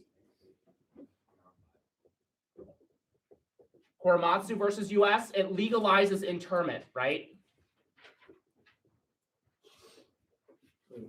It legalizes internment. It says that you can intern the Japanese, put them in these camps, right? Korematsu versus US. I think Chinese people like the famous court case is like People versus Hall, Yekuo versus Hawkins. There's technically one more. Wong Kim-ark. Oh yeah, the U.S. war.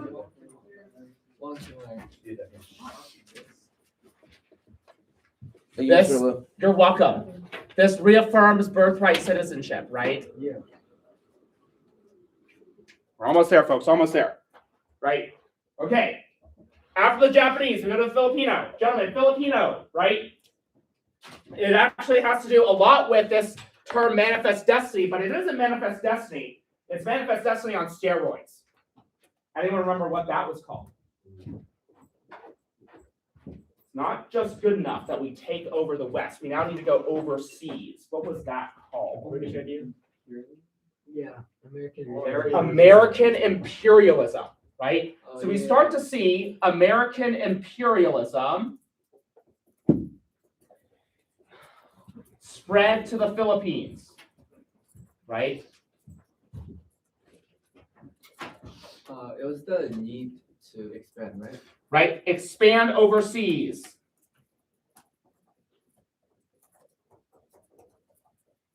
Right? The need to expand overseas. Gentlemen, for those who are Filipino, right? For those who are Filipino, we end up, right, expanding, but we need to start a war, right? We need to start a war first. Which war do we start?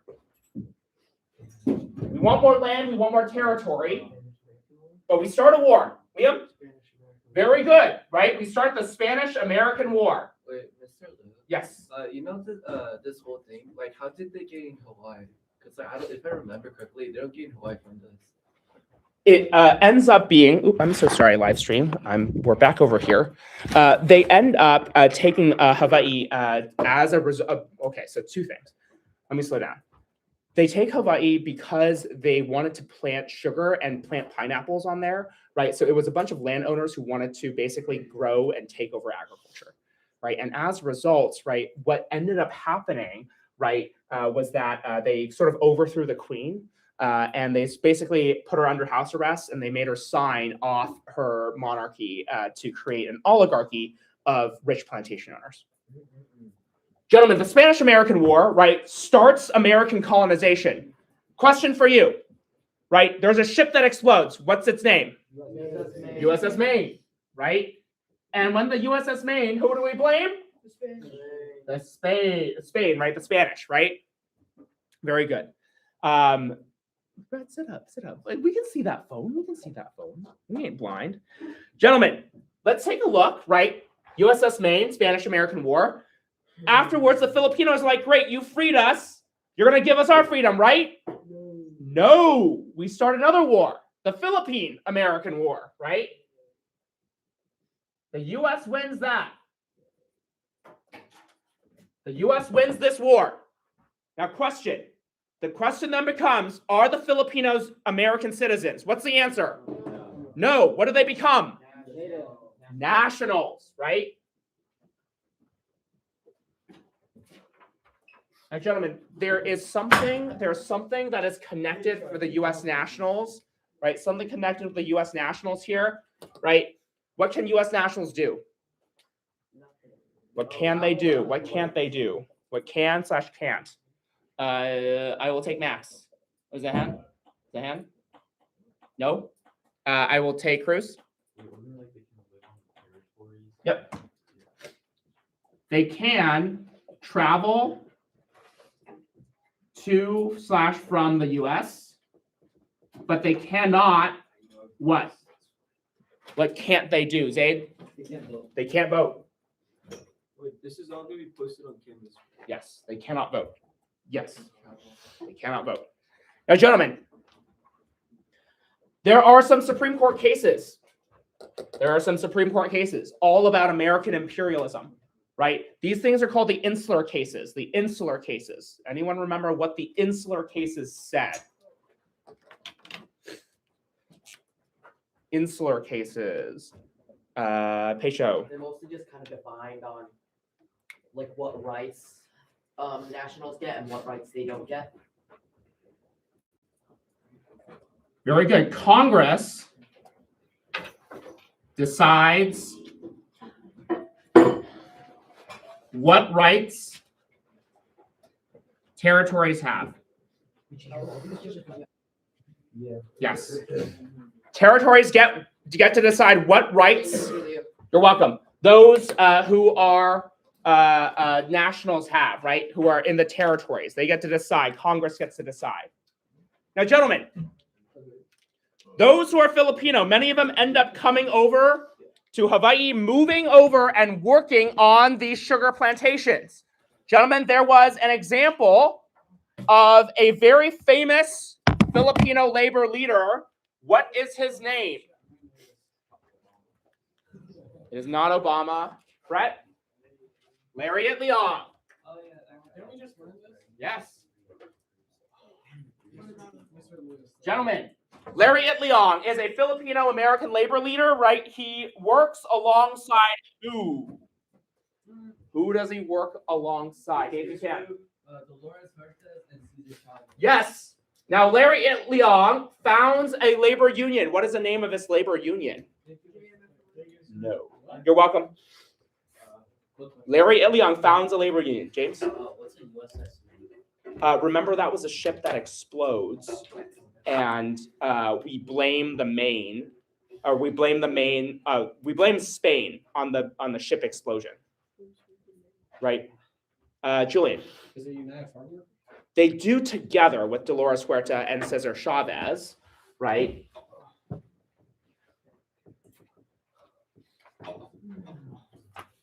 What was the question? What labor union does Lariat Leong found? Tejas. AWOC? AWOC. What does AWOC stand for? The American Workers. No. Arjun? The Agricultural Workers Organization. Very good. The Agricultural Workers Organizing Committee. The Agricultural Organizing Workers Committee. This is with Huerta, right? No. Dolores Huerta and Cesar Chavez, they have their own labor union. Anyone remember which labor union they have? Dolores Huerta, Cesar Chavez. Yes, Arjun. What is the NFWA? The National Farm Workers Association. Very good. National Farm Workers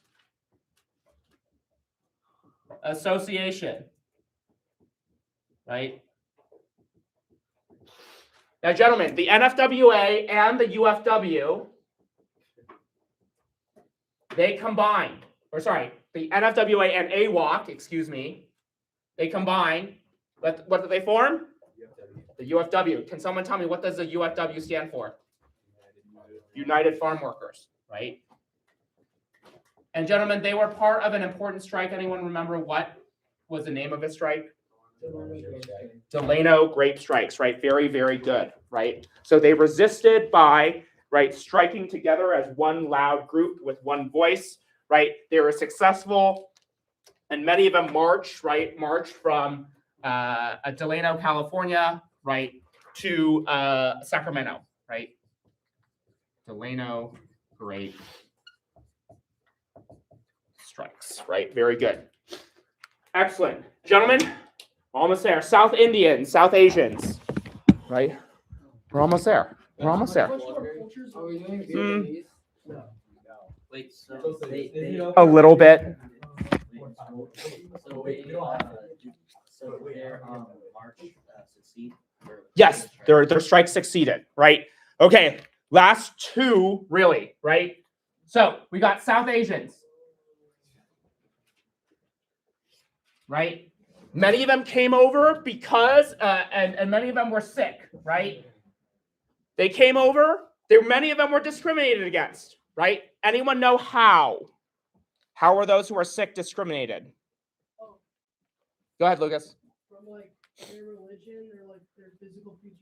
Yes, but go more into detail. There was a sort of act that was very similar to the Chinese Exclusion Act.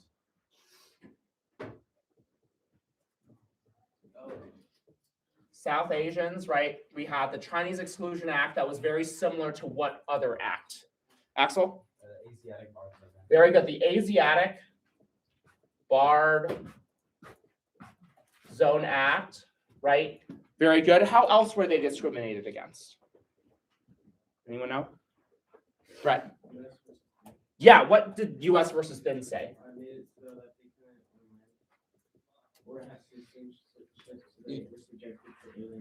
Very good, right? It said something about being Caucasian and something about being white.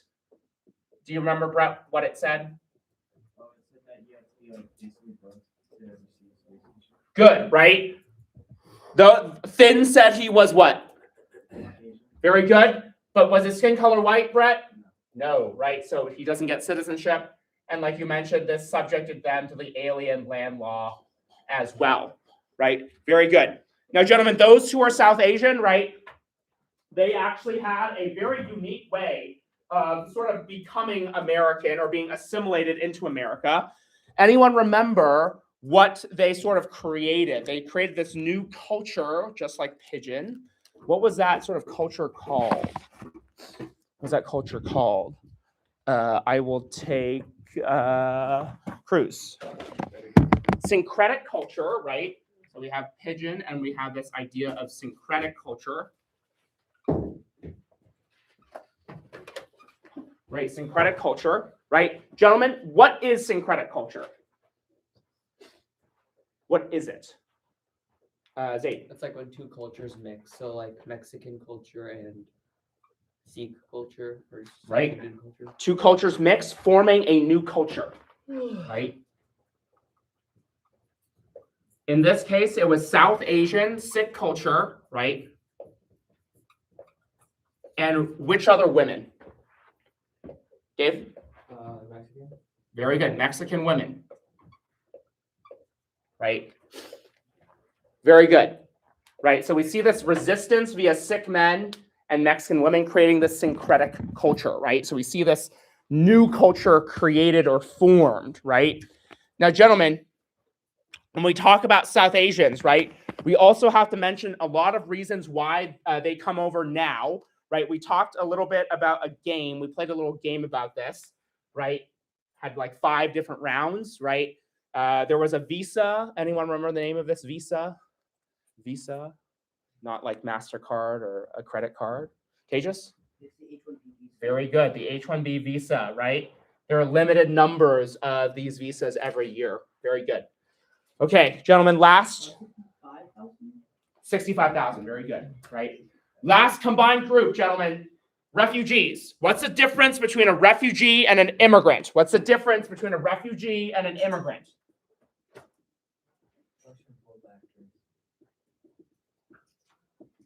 Ooh, I like that, but go deeper, Liam. Go deeper. Immigrants are pulled to a country. Refugees are pushed away from the country that they're in.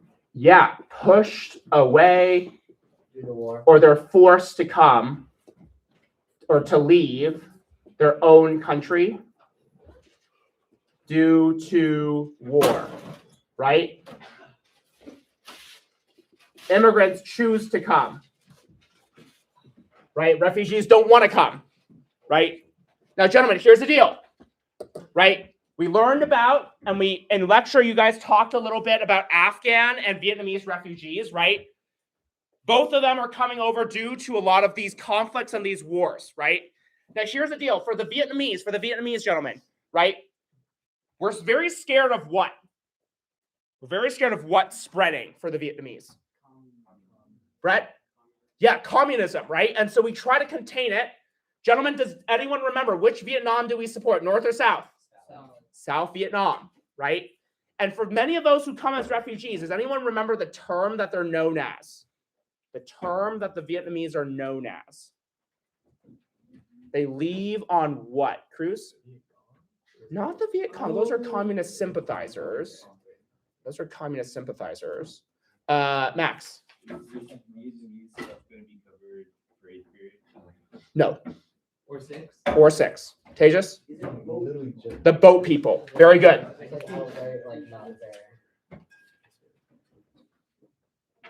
The boat people, right? right? Very good. The boat people, right? Are known as the boat people, right? For those Vietnamese. Now, many of those who are Afghans come over because they were affected by a terrorist organization. Anyone remember the name of this terrorist organization in Afghanistan? Axel? The Taliban, right? Very good. The Taliban, right? And as a result, right, both the Vietnamese and the Afghans, they establish, right, their own little ethnic enclave. Anyone remember what their ethnic enclaves were called?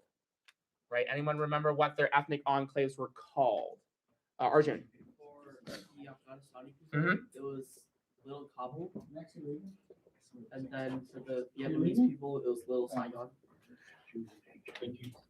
You're welcome. Right, very good. You got Little Kabul, Little Saigon, right? Tejas. Is Little Saigon another name for Orange County, or are they separate? No, Saigon was the name of the capital city of Vietnam before it fell to the communists. Oh no, so Little Saigon refers to Westminster, which is a city in Orange County. Westminster is basically like Vietnam. A lot of people are Vietnamese. In fact, there's actually a very strong, there's this very strong like Republican sort of presence there, and the reason for that is because many of the Vietnamese are anti-communist, right? And so they are really enticed these anti-communist policies, especially in the Republican Party, right? So that is actually where we see this large following with Little Saigon, right? Gentlemen, I believe that is it.